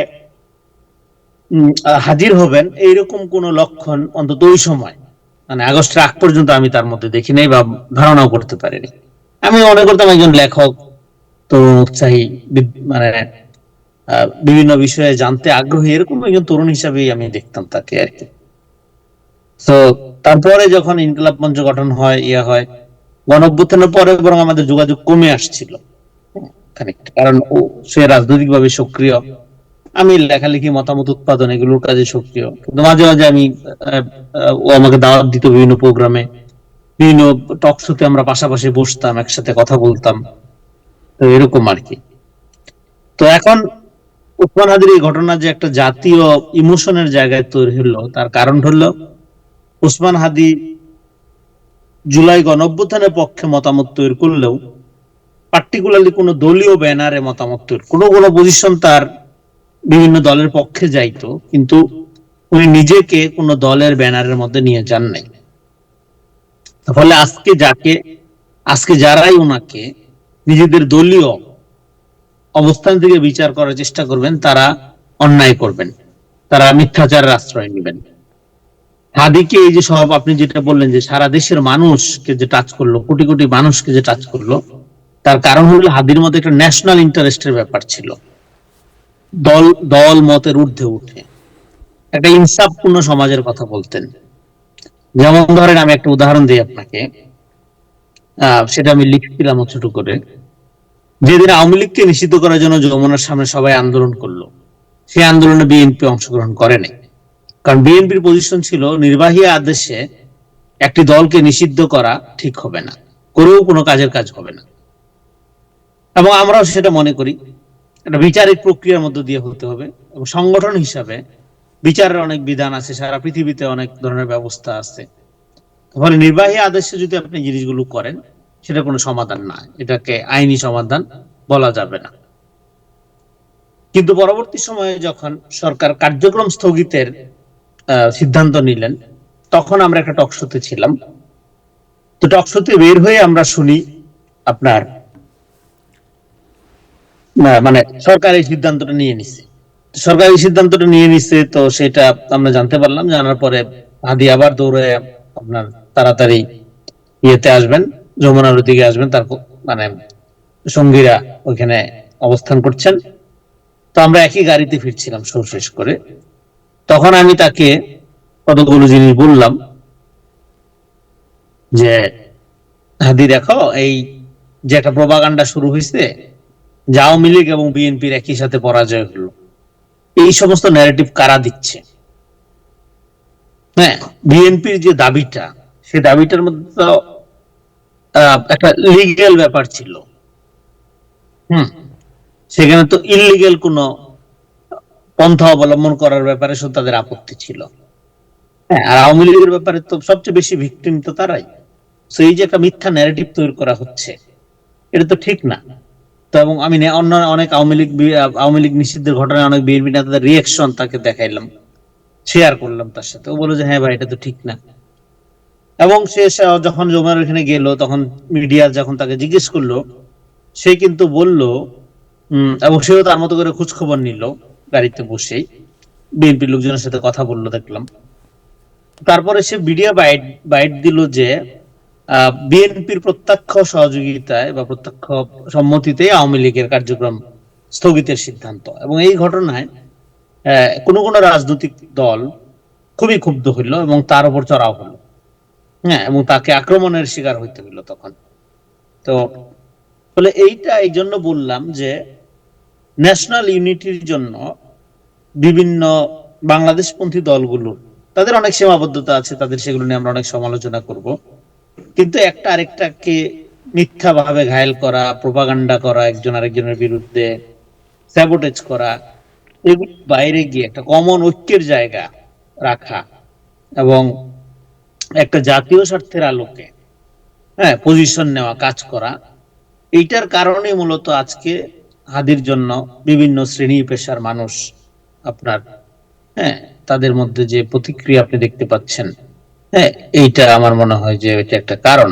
আরেকটা হলো যে হাদি খুবই অর্ডিনারি জীবনযাপন করতেন, খুবই সাধারণ মানুষ, ফলে সাধারণ মানুষ তাকে নিজেদেরই একজন মনে করে, আমাদেরই একজন লোক এই হিসাবে দেখেন।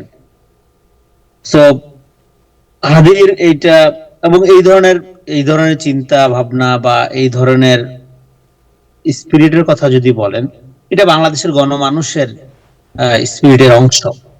সেক্ষেত্রে মানুষের ইমোশনকে ব্যাপকভাবে, সার্বিকভাবে এটা প্রভাবিত করবে, এটাই স্বাভাবিক। এবং হাদি যেটা বলতেন যে উনি শুধু আশঙ্কা প্রকাশ করতেন যে তাকে যদি হত্যা করা হয়, খুনিদের জন্য বিচার হয়।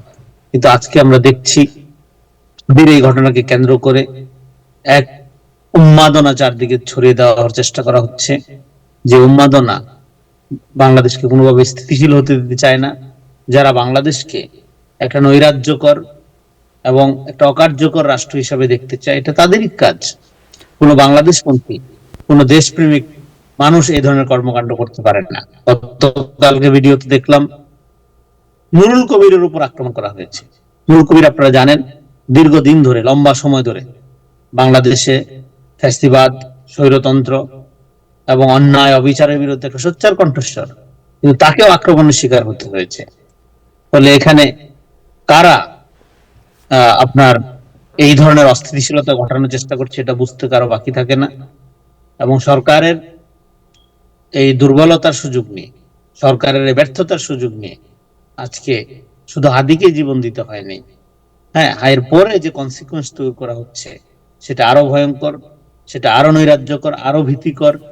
আমি এই জন্য সরকার এবং রাজনৈতিক দলগুলোকে আমরা আহ্বান জানাবো, আপনারা নিরাপত্তা, শান্তি শৃঙ্খলা এবং জনগণের জানমালের হেফাজতে 5 তারিখ থেকে 8 তারিখ যেভাবে দায়িত্ব পালন করেছিলেন, এখনো একইভাবে আপনারা ঝাঁপিয়ে পড়ুন, জনগণের পাশে দাঁড়ান, প্রতিষ্ঠানগুলোকে রক্ষা করুন। বাংলাদেশকে ব্যর্থ করা, অকার্যকর রাষ্ট্র পরিণত করার এই বিভিন্ন চক্রান্ত এবং প্রচেষ্টাকে প্রতিহত করতে সম্মিলিতভাবে এগিয়ে আসুন। Thank you so much, thank you. আপনার কাছে আবার আসছি। যদি আমাদের গঠন করা যায়, মানুষের মানবাধিকার, মানুষের মর্যাদাবোধ যদি রক্ষা করা যায়, মানুষের ইনসাফ যদি প্রতিষ্ঠা করা যায়, তাহলেই হাদির সম্মানের প্রতি, আপনার হাদির লড়াইয়ের প্রতি সম্মান প্রদর্শন করা হবে।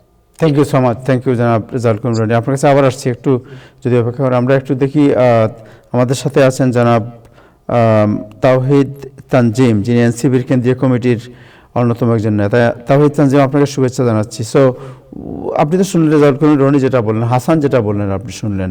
হোয়াট ইজ দ্য, আপনাদের অবজারভেশন কি, এনসিপির অবজারভেশনটা কি এই যে পুরো বিষয়কে নিয়ে? পুরো বিষয়টা তো আসলে আমাদের জন্য খুবই মর্মান্তিক। এনসিপির শুরু থেকেই মানে হাদি ভাই আমাদেরকে অনেকভাবেই, আপনার শুরু থেকে আমাদেরকে জুলাইয়ের আন্দোলন থেকে শুরু করে জুলাই পরবর্তী সময় আমাদেরকে যখন বিভিন্নভাবে আমাদের কার্যক্রমকে স্যাবোটেজ করা হচ্ছিল, হাদি ভাই উনি জুলাই স্পিরিট ধারণ করতেন একবারে। আমার মতে যদি বাংলাদেশে কয়েকজন মানুষ থাকে যারা পিওর, একদম হার্ট থেকে পিওর, যে বাংলাদেশের মানুষের জন্য কাজ করতে চেয়েছে, রাজনীতি করতে আসছে একজন সাধারণ পরিবারের থেকে, পারিবারিক পরিবারতন্ত্র ভেঙে বাংলাদেশের ফ্যাসিজম, তারপর ইনজাস্টিস, এইসব, তারপর বুদ্ধিভিত্তিক রাজনৈতিক চর্চা, এইসবকে সামনে রেখে যিনি রাজনীতি করতে আসছে যে ফ্যাসিজমের বিরুদ্ধে, তিনি অন্যতম সামনের দিকে ছিলেন হাদি ভাই। এখন এনসিপির আমার মতে মানে এনসিপির এমন কেউ থাকার কথা না যারা শোকাহত না। এই পুরা বিষয়টায় আমরা প্রচন্ড ভাবে মর্মাহত। আদিবার যেদিনই গুলি লাগে সেদিন থেকে আমরা প্রত্যেকেই যে যেভাবে পারছি আমরা চেষ্টা করে গেছি এই গভর্নমেন্টকে মানে চাপ দেওয়ার, যে তাদের খুনিকে ধরতে পারার। আসলে আমি কি যে বলবো, এই নিউজটার পরে আসলে আমি অনেকক্ষণ ব্ল্যাঙ্ক ছিলাম, এখনো ব্ল্যাঙ্ক মন। মানে সেই উনি যখন গুলি খায় তখন থেকে শুরু করে, তাও আশা দেখতেছিলাম, যদিও সবাই বলতেছিল, বাট আশা দেখতেছিলাম উনি হয়তো ব্যাক করবে, হয়তো। যাই হোক, এখন ওনাকে টার্গেট করা হয়েছে এবং সামনে আমাদের অনেককেই টার্গেট করা হবে। এটা বাস্তবতা। এই বাস্তবতা মেনেই যারা সামনে আছে তারা রাজনীতি করব আমরা। হয়তো আমি দেশের বাইরে আছি দেখে আমার ইচ্ছা আছে আমি পিএইচডি শেষ করে আমি দেশে ব্যাক করব, কারণ এইভাবে অনেকদিন যাবত এইসব দেখে আসছি। So thank you so much, thank you আপনাকে। হাসান ফেরদৌস ভাই, আপনার কাছে একটু যাই, যে আপনি তো নিজে ওয়াচ করছেন। রনি ভাই, আপনার কাছে আসছি, আমি অন্য একটা প্রশ্ন আপনাকে করবো এবং নূর আপনারা দুজনের কাছে, বাট আমি একটু এই দুজনের সাথে একটু কথা বলি। হাসান ভাই, আপনার ওভারঅল সিচুয়েশন দেখে আপনার কি মনে হচ্ছে? তাহের, আমি কথা বলার আগে একটু একটা প্রশ্ন করি আমি এই দুজনের কাছে। জি জি প্লিজ। আমি একটা জিনিস, রনি এবং নূর হোসেন, অনেক ধন্যবাদ, আপনারা আমাদের ব্যাপারটা বুঝিয়ে বলেছেন, গুছিয়ে বলেছেন, আমাদের সাহায্য করেছেন। কিন্তু আপনারা দুজনই একটা কথা বলছেন যার কোনো মানে আমি খুঁজে পাচ্ছি না। নূর হোসেন বললেন যে একটা উগ্রবাদী অংশ এর সঙ্গে জড়িত। রনি, আপনি বললেন যে যারা বাংলাদেশকে বিশৃঙ্খল দেখতে চায় তারাই কাজ করছে। কারা এরা, একটু বুঝিয়ে বলেন না, ভয়টা কিসের? কারা বাংলাদেশকে অকৃতকার্য দেখতে চায়? কারা বাংলাদেশ উগ্রবাদী অংশ যারা হাদিকে হত্যা করছে? কারা এরা, একটু প্লিজ বুঝিয়ে বলেন। নূর হোসেন, আপনার কাছ থেকে শুরু করি, আপনি ইয়াং। না, বিষয়টি হচ্ছে আপনার হাদি ভাই যখন মারা গেলেন, যেহেতু এদেশের মানুষ এবং একটা বিশাল সংখ্যক মানুষ, সাধারণ মানুষ ওনাকে খুব ভেতর থেকে ধারণ করতেন। গত 1.5 বছরে ওনার যে অ্যাক্টিভিজম, সেই অ্যাক্টিভিজমের কারণে একটা ক্ষোভ আছে মানুষের মধ্যে, এক ধরনের বিক্ষোভ করবার বিষয় রয়েছে। কারণ এই ক্ষোভটাকে একই সঙ্গে ব্যবহার করতে চাচ্ছে একটা গোষ্ঠী, এবং এই ভেঙে বলেন গোষ্ঠীর গোষ্ঠী কে? এটা তো খুব অ্যাবস্ট্রাক্ট কথা হয়ে গেল ভাই। একটা গোষ্ঠী বলে কতদিন চালাবো আমরা? একটু ভেঙে বলেন কারা এরা। আমরা ছবি দেখেছি, আমি একটু বুঝিয়ে বলি আপনাকে। আমি দূরে থাকি তো, আমাকে 1 মিনিট দিন আপনি। আমরা দূরে থাকি, সত্য জানি না, আমরা বুঝিও না ব্যাপারটা। আমরা ক্যামেরায় কি দেখছি, আমরা লাইভ টিভিতে কি দেখছি, আমরা একদল লোক নারায়ে তাকবীর আল্লাহু আকবার স্লোগান দিচ্ছে, তাই তো? একদল লোক প্রথম আলোর সামনে ভাঙচুর করছে। এরা কারা এরা? এটা বলা যাবে না একদল লোক নারায়ে তাকবীর স্লোগান দিচ্ছে, এটা আমি বলা দেখছি যাবে তো, না। দেখছি তো। কেন আমি বলি নারায়ে তাকবীর স্লোগান অনেকে দেয়, অনেক দল দেয়, অনেকগুলো গোষ্ঠী দেয়, এবং শরীফ ওসমান হাদিও সবসময় নারায়ে তাকবীর স্লোগান দিতেন, এবং এটাকে উনি এদেশের প্রান্তিক মানুষের প্রকাশের একটা অংশ মনে করতেন, প্রান্তিক মানুষের মনে করতেন। এখন কথা হচ্ছে এটার প্রকাশ্য অংশটা তো আমরা দেখছি। কালকে প্রথম উস্কানিটা কারা দিলেন? 2জন লোক বাইরে থেকে এই আস্তানা ধ্বংস করে দিতে হবে, ভেঙে গুড়িয়ে দিতে হবে, শেষ করে দিতে হবে। এবং একই সঙ্গে এখানকারও কয়েকজন অ্যাক্টিভিস্ট আছেন যাদেরকে আমরা উগ্রবাদী হিসেবে ধরি। 2-4 জনকে আমরা আইডেন্টিফাই করতে পারিনি, বিষয়টা সেরকম না, করতে পেরেছি। কিন্তু ম্যাক্সিমাম তো যদি কোনো ব্যানার নিয়ে যেত সেখানে, যে আমরা ইসলামী ছাত্র শিবিরের লোক, আমরা জামায়াত ইসলামীর লোক, অথবা আমরা হিজবুত তাহরীরের লোক, আমরা এই ধরনের কোনো ব্যানার নিয়ে কেউ এখানে যায়নি। যেহেতু একদম সুস্পষ্টভাবে তাদের বিষয়ে এখন এটা তাদের যেহেতু ভিডিও আছে, সবাই দেখছে, আইন শৃঙ্খলা রক্ষা বাহিনীকে কাজ করতে হবে যে কারা কারা এখানে নেতৃত্ব দিল, কারা কারা এদেরকে এখানে নিয়ে গেল, কারা এই ভাঙচুর করলো, কারা আগুন দিল, কারা আগুন দিতে বললো। এটা তো খুব কষ্টসাধ্য কিছু না। আইন শৃঙ্খলা রক্ষাকারী বাহিনী, সরকার যদি কাজ করে, এরা কারা এদেরকে ধরতে পারাটা আহামরি কোনো জটিল কাজ হওয়ার কথা না। কিন্তু আমরা ঢালাও ভাবে এটা বলতে পারবো না যে ওরা করে ফেলছে। আমরা ধারণা করতে পারতেছি যে একটা গোষ্ঠী, এবং এই গোষ্ঠীটার সঙ্গে এদের কানেকশন আছে। এরা দীর্ঘদিন ধরে প্রথম আলো, ডেইলি স্টারকে অপছন্দ করে, এবং তারা এই ইস্যুটাকে ব্যবহার করে প্রথম আলো, ডেইলি স্টারের উপর তাদের যে দীর্ঘদিনের জমানো রাগ ক্ষোভ আছে সেটা তারা শেষ করে দিতে চাচ্ছে এই জায়গা থেকে। কিন্তু এটা চিহ্নিত করে সুস্পষ্টভাবে যদি আমি বলি, সে বলার অথরিটি আমি না, এবং সেটা বলবার জন্য যথেষ্ট প্রমাণ আগে আমার কাছে না। Thank you. রেজাউল, রনি ভাই কিছু বলবেন এই বিষয়ে? জি, দেখেন, আমি গতকাল এই যখন মানে হাদির মৃত্যুর খবর পৌঁছায় নাই, হ্যাঁ, তখনই আমি বলছি কিন্তু সামনে খুবই খারাপ সময় আসতেছে, আমরা লক্ষণ দেখতে পাচ্ছি, অনুমান করতে পারছি। এবং সেখানে আমি বলতেছিলাম যে আলু পোড়া খাওয়ার জন্য একটা গ্রুপ রেডি হচ্ছে, মানে আগুন দিবে, এবং আলু পোড়ার সুবিধার জন্য জনগণকে এমন ভাবে উত্তেজিত করা হবে, বা জনগণকে এমন ভাবে ভুয়া লজিক সাপ্লাই করা হবে যে আপনার বাড়িও আপনি পারলে আগুন দেন, হ্যাঁ, এবং আগুন দেওয়াটাই হবে আপনার বিপ্লবী কাজ। এইটা আপনার দেখেন, আপনার গণঅভ্যুত্থানের পরে একটা ক্যাওয়াটিক কন্ডিশন থাকে, এটা আমরা জানি।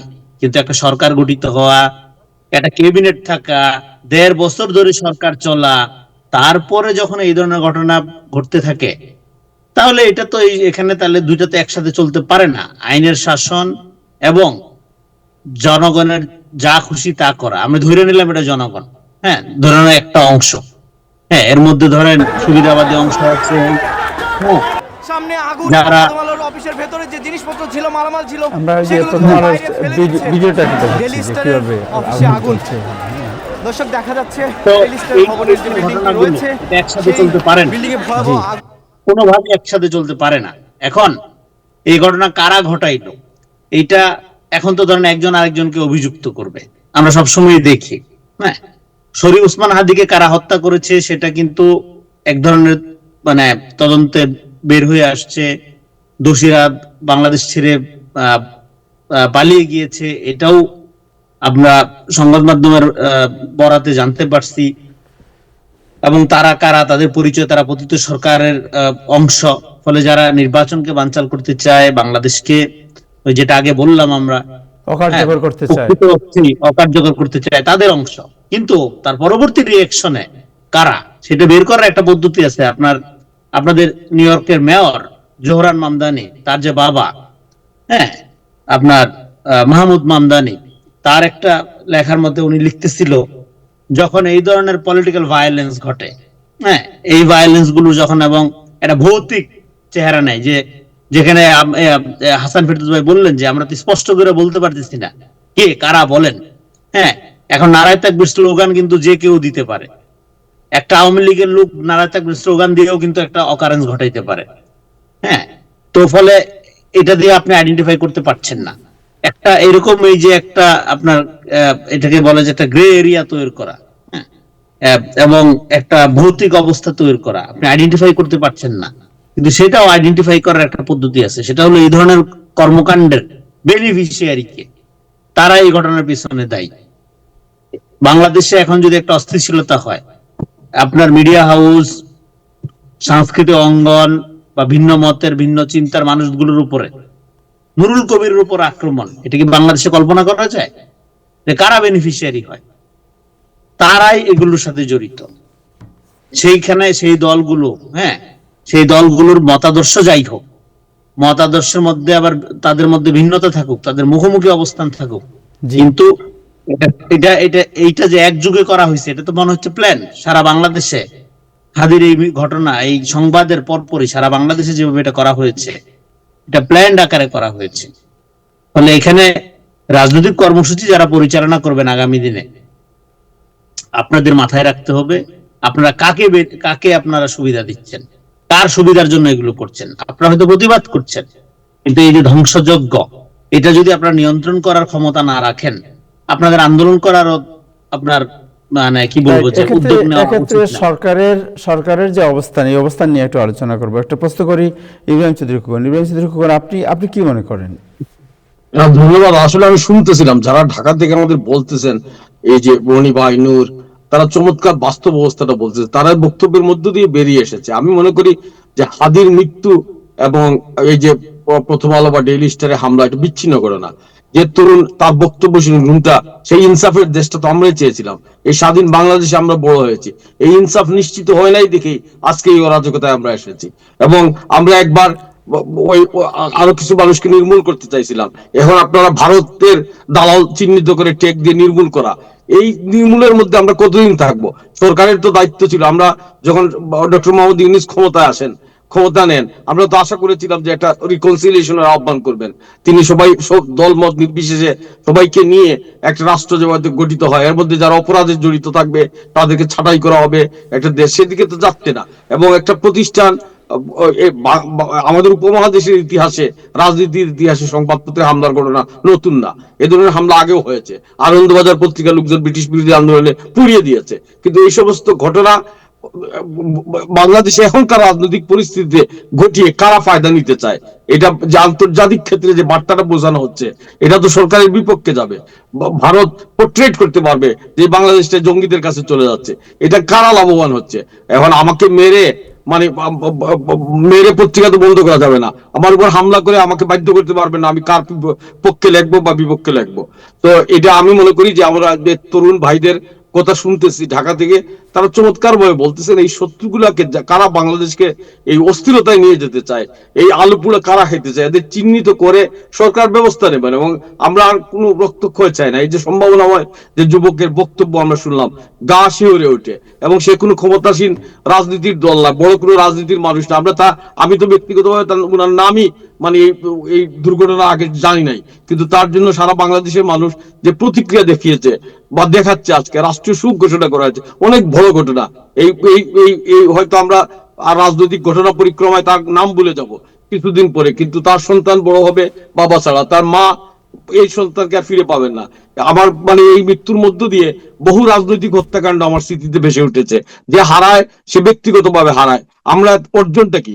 এখন আমরা এই শোককে কাজে লাগিয়ে যদি দেশ পুনর্গঠনে আমরা সবাই এক হইতে পারি, এক হওয়ার আহ্বান থাকে কোথাও, এবং সবাই যদি এখনো আমরা ঘুরে দাঁড়িয়ে এই দেশটাকে সকলের দেশ মনে করে পুনর্নির্মাণে এগিয়ে না আসি, আমাদের এই সংঘাত দীর্ঘস্থায়ী হওয়া ছাড়ার মানে কোনো আশঙ্কা আমি দেখি না।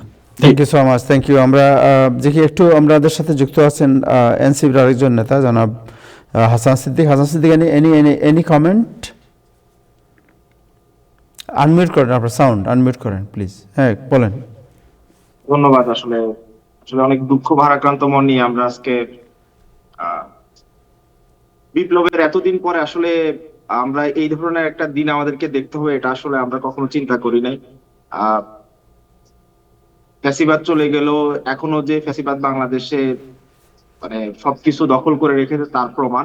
এবং গত 1.5 বছরে আমাদের বিচার ব্যবস্থা ফাঁকফোকরের মধ্যে দিয়ে যে সন্ত্রাসীরা বেরিয়ে গেছে, তারা আজকে নির্বাচনের আগে যে ধরনের সন্ত্রাসী কর্মকাণ্ড পরিচালনা করার সুযোগ পাচ্ছে, এই সুযোগ কিভাবে পেয়েছে, কারা করে দিয়েছে, কারা শুধুমাত্র কিছু টাকার জন্য জুলাইয়ের পুরা চেতনাটাকে বিক্রি করে দিয়েছে, কোন আইনজীবীরা এই কাজটা করেছে, কারা দলীয় ব্যানার ব্যবহার করে এদের জামিন করিয়েছে, এগুলো আসলে এখন আলোচনার বিষয়।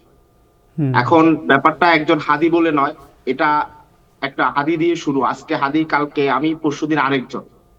সো আমরা শঙ্কিত, আমরা আসলেই শঙ্কিত। নির্বাচনের আগে অন্তর্বর্তীকালীন সরকার ঠিক কিভাবে এই পুরো বিষয়টাকে নিয়ন্ত্রণ করবে সেটা এখন দেখার বিষয়। আসলে আস্থার জায়গা যদি বলেন যে এই সরকারের উপরে বা এই স্বরাষ্ট্র উপদেষ্টা কিংবা আইন উপদেষ্টার প্রতি আমাদের আস্থা আছে কিনা, সেই আস্থা শূন্যের কোঠায়। একদম স্পষ্ট কথা, এখানে কোনো যদি কিন্তু সুযোগ নেই, শূন্যের কোঠায়। এবং আজকে হত্যাকাণ্ডের পর প্রায় 2-3 দিন পর্যন্ত সুযোগ পেয়েও উনারা হত্যাকারীকে গ্রেফতার করতে পারে নাই, বরঞ্চ উনারা এমন সব কাজকর্ম করে বেড়াচ্ছেন যেটা দিয়ে আসলে বিতর্কে উস্কে দেওয়া যায়। এবং এই বিতর্কিত লোকজন গ্রেফতার করে মানে কাদেরকে উনারা সুবিধা দিতে চাচ্ছেন, কে এর সুবিধাভোগী, সেটা আমাদেরকে যা বুঝতে হবে। মানে এই যে উনারা এই এত লোক গ্রেফতার করলো, সেই খুনি তো গ্রেফতার হইলো না। এবং দিন শেষে এই টোটাল জিনিসটাকে পুঁজি করে একটা দল তো সুবিধা নিচ্ছে। আজকে মৃত্যুর খবর পাওয়ার পর দেখা গেল আমরা যেখানে আমি ব্যক্তিগতভাবে আমার আজকে এখন সেমিস্টার ফাইনাল চলতেছে, আমার 2টা পরীক্ষা ছিল আজকে। একটা পরীক্ষার পর আমি যখন এই খবর পাইছি আমি মানে মানসিকভাবে অনেকটা ভেঙে পড়ছি। আরেকটা পরীক্ষা কিন্তু দেখা গেল যে একটা দল গিয়ে আমাদের দেশে যাই ডেলি স্টার পড়াই দিতেছে, 32 ভাঙি ফেলতেছে, কিছু হলে যে 32 ভাঙা শুরু করে। এই যে অরাজকতা করে একটা সম্প্রদায় তো সুবিধা নিতে চাচ্ছে, দেশটাকে কেওয়াস সৃষ্টি করে, দেশটাকে একে তো 16 বছর বা 54 বছর তো তারা যা করেছে এখনো সেই একই জিনিস করে সম্প্রদায় দেশকে অস্থিতিশীল করে সুযোগ সুবিধা। এরা কারা? Thank you so much, thank you. Let's talk about it. Thank you Noor, আপনাকে অনেক ধন্যবাদ। আচ্ছা, রেজাউল করিম রনি ভাই, আপনি তো বিশ্লেষক, একটা প্রশ্ন আছে সবার মধ্যে আমার মনে হয়, সেটি হচ্ছে যে 25 ডিসেম্বর আপনার তারেক রহমান সাহেব ফিরছেন দেশে। এর আগে এই যে এই ঘটনা এবং দেশের বর্তমান যে পরিবেশ এবং পরিস্থিতি আমরা দেখতে পাচ্ছি এবং সামনে নির্বাচন, তারেক রহমান সাহেব আসছেন, সব মিলিয়ে what is the future politics of Bangladesh? বাংলাদেশের ফিউচারকে কীভাবে কন্ট্রোল করবে গভর্নমেন্ট? নির্বাচন কীভাবে হবে? তারেক রহমানের জন্য এটা কি কোনো চ্যালেঞ্জ বলে মনে করেন আপনি? না, এটা তারেক রহমানের জন্য পার্টিকুলারলি কোনো চ্যালেঞ্জ না, এটা গোটা বাংলাদেশের জন্য চ্যালেঞ্জ। এবং এই নির্বাচনটা এই সরকার কিরকম করবে এটা তো বোঝা গেছে 1.5 বছরে সরকারের অবস্থান দেখে।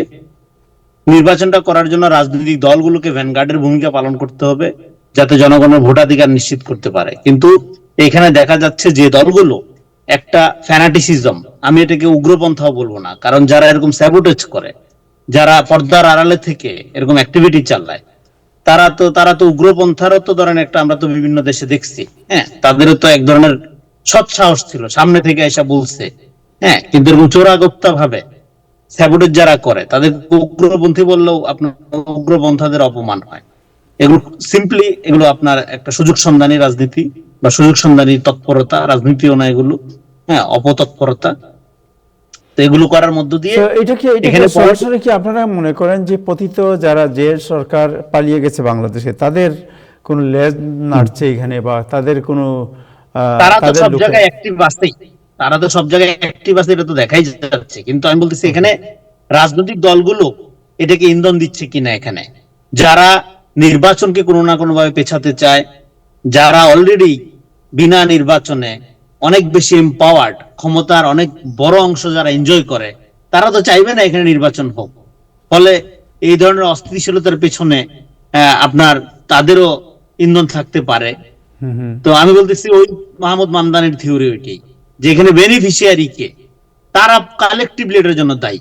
সেটা হইতে পারে পতিত শক্তি, হইতে পারে জুলাই গণ অভ্যুত্থানের নামধারী, কথায় কথায় জুলাই চেতনা বিক্রিকারী শক্তি, সেটাও হইতে পারে। দেখতে হবে বেনিফিশিয়ারি কে। তো ফলে এখন তারেক রহমানের এখানে আসা বা আপনার অন্যান্য রাজনৈতিক দল, প্রত্যেকের জন্য এটা চ্যালেঞ্জ হয়ে গেছে বাংলাদেশকে স্টেবল করা, যেখানে মানুষের জননিরাপত্তা নিশ্চিত নেই। দেখেন গণ অভ্যুত্থানে 1.5 বছর পরে আপনি জনগণের দিক থেকে বড় বড় কথা বলা ছাড়া, হ্যাঁ, আর কি পাইছে জনগণ? একটা সংস্কারকে একটা আমলাতান্ত্রিক কাঠামোর মধ্যে নিয়ে গেল, হ্যাঁ, এবং যে যার মতো ক্ষমতা দখলের প্রতিযোগিতা শুরু হয়ে গেল। এখানে সাধারণ মানুষের তো কোনো মূল্যায়ন নাই, সাধারণ মানুষের তো কোনো মর্যাদা নেই। এখানে আমরা একটা নাগরিক ভিত্তিক বাংলাদেশ চাইছিলাম। হাসিনার এই দুঃশাসন, এই অকথ্য ফ্যাসিবাদী নির্যাতনের পরে বাংলাদেশের মানুষ আশা করছিল যে তারা একটা মানবিক মর্যাদার ভিত্তিতে এই দেশে বসবাস করতে পারবে। তার তো কোনো উদ্যোগ নেওয়া হচ্ছে না। সো আপনাকে যদি স্ট্রেট প্রশ্ন যদি করি যে হোয়াট ইজ দ্য, নূর আপনার কাছে আসছে 1 মিনিট, যদি আপনাকে আরো স্ট্রেট প্রশ্ন করি, what is the rules of, এখন বাংলাদেশে যে দুইটা বড় দল আছে, আওয়ামী লীগ, বিএনপি এবং জামাত, হোয়াট ইজ দেয়ার রুল? আপনি কিভাবে মূল্যায়ন করেন? জামাতের রুল খুবই মিস্টেরিয়াস। তারা সব দিকেই আছে। তারা নির্বাচন পিছাইলেও ভালো, নির্বাচন আজকে হইলেও ভালো, তাদের পজিশন আমরা বুঝতে পারি না, তাদেরকে রিলাই করা যায় না একদমই। তারা এক এক সময় এক এক কথা বলে। আর বিএনপি তো ধরেন, বিএনপির অনেক সমস্যা আছে, বিএনপি সংগঠনের মধ্যে অনেক সমস্যা আছে, নেতা কর্মীদের অনেক সমস্যা, কিন্তু রাজনীতিটা ভালো, মধ্যপন্থার একটা রাজনীতি। কিন্তু সেই রাজনীতিকে ডিফেম করার জন্য সর্বদলীয় প্রচেষ্টা আছে। ধরেন তারেক রহমান বিষয়ে গত 17-18 বছর ধরে যে ন্যারেশন, এবার নতুন প্রতিপক্ষ জামাতের যে ন্যারেশন, আওয়ামী লীগের যে ন্যারেশন, একই ন্যারেশন। একটা লোক এখনো আসে নাই, কোনো দায়িত্ব পালন করেন নাই, এখনই তারা আপনি ব্যর্থ বানাই দিচ্ছেন। ডেফিনেটলি সে তার সমালোচনা করা যাবে, কিন্তু সে যে অপরাধী না, সেটা দিয়ে যখন আপনি তাকে প্রোপাগান্ডা করবে, সেটা আগের রাজনীতি হইল।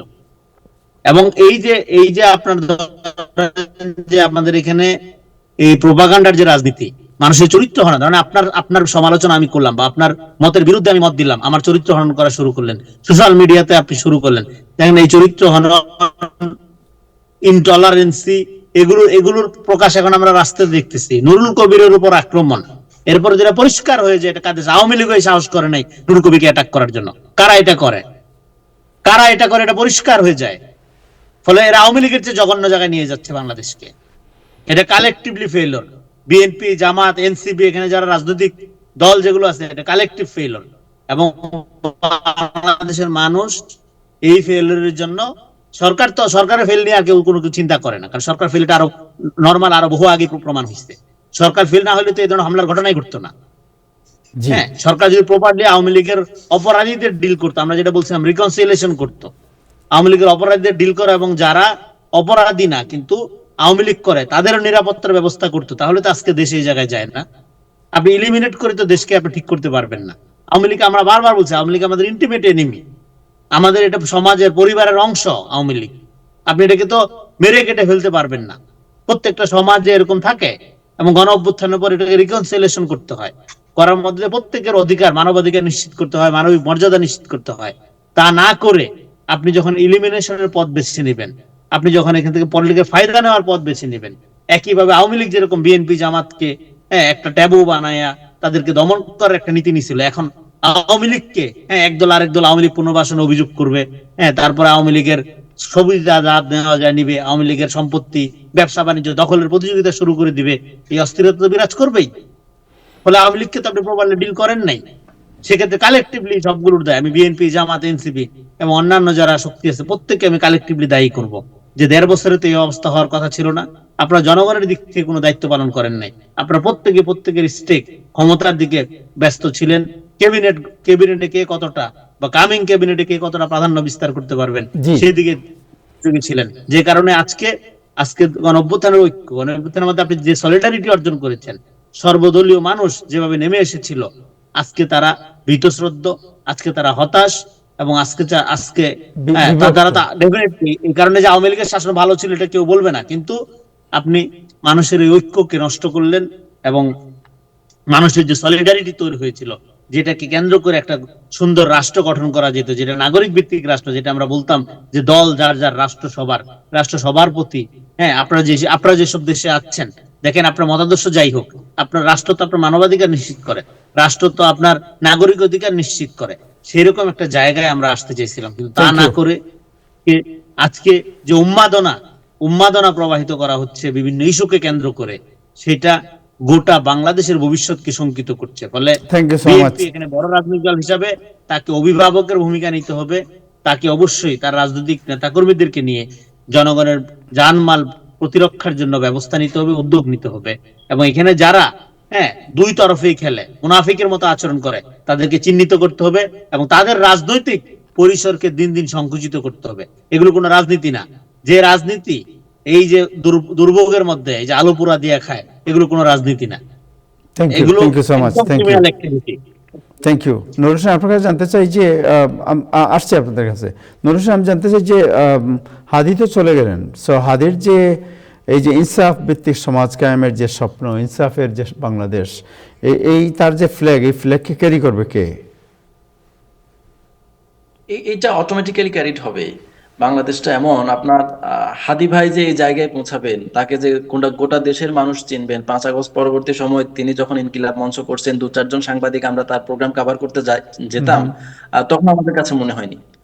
এখন এমন কোন পাড়া, মহল্লা, গ্রাম নাই একেবারে শিক্ষিত অশিক্ষিত মূর্খ মানুষ হাদি ভাইকে চেনে না এবং তার যে ইনসাফের সমাজ, ইনসাফের কথা, এই বার্তাটা সম্বন্ধে ওয়াকিবহাল না, এই সংখ্যাটা এখন খুব কম। মোটামুটি ইনকিলাব মঞ্চ, উনি উনার কিছু ছোট ভাই আছে, বন্ধু আছে যারা হচ্ছে ইনকিলাব মঞ্চ, ইনকিলাব কালচারাল সেন্টার চালাবে। সবচেয়ে আশার কথা হচ্ছে যে কি গোটা সমাজে অসংখ্য হাদি তৈরি তৈরি হবে। সাইবোটেজ হচ্ছে, অনেক কিছু হচ্ছে, কিন্তু এর বাইরেও এদেশের ম্যাক্সিমাম মানুষের যে আকাঙ্ক্ষা একটা সুন্দর বাংলাদেশ, একটা নতুন বাংলাদেশ, একটা গণমুখী বাংলাদেশ, গণতান্ত্রিক বাংলাদেশ, নতুন রাজনীতির বাংলাদেশ, সে বাংলাদেশ হবে এবং এটা কেউ না কেউ হাল ধরবে, অনেক হাদি তৈরি হবে, এটা আমরা আশা করি। এটা থ্যাংক ইউ। এটার যে লক্ষ্য সমাজের মধ্যে আমরা পাচ্ছি। রনি ভাইয়ের কথাটা আমি একটু ভাই বলে ফেলছেন, চলে আসছে, আমি একটু বলতে চাচ্ছিলাম। গতকালকে সরকারের যে ভূমিকা, এটা খুবই দুঃখজনক, খুবই হতাশার।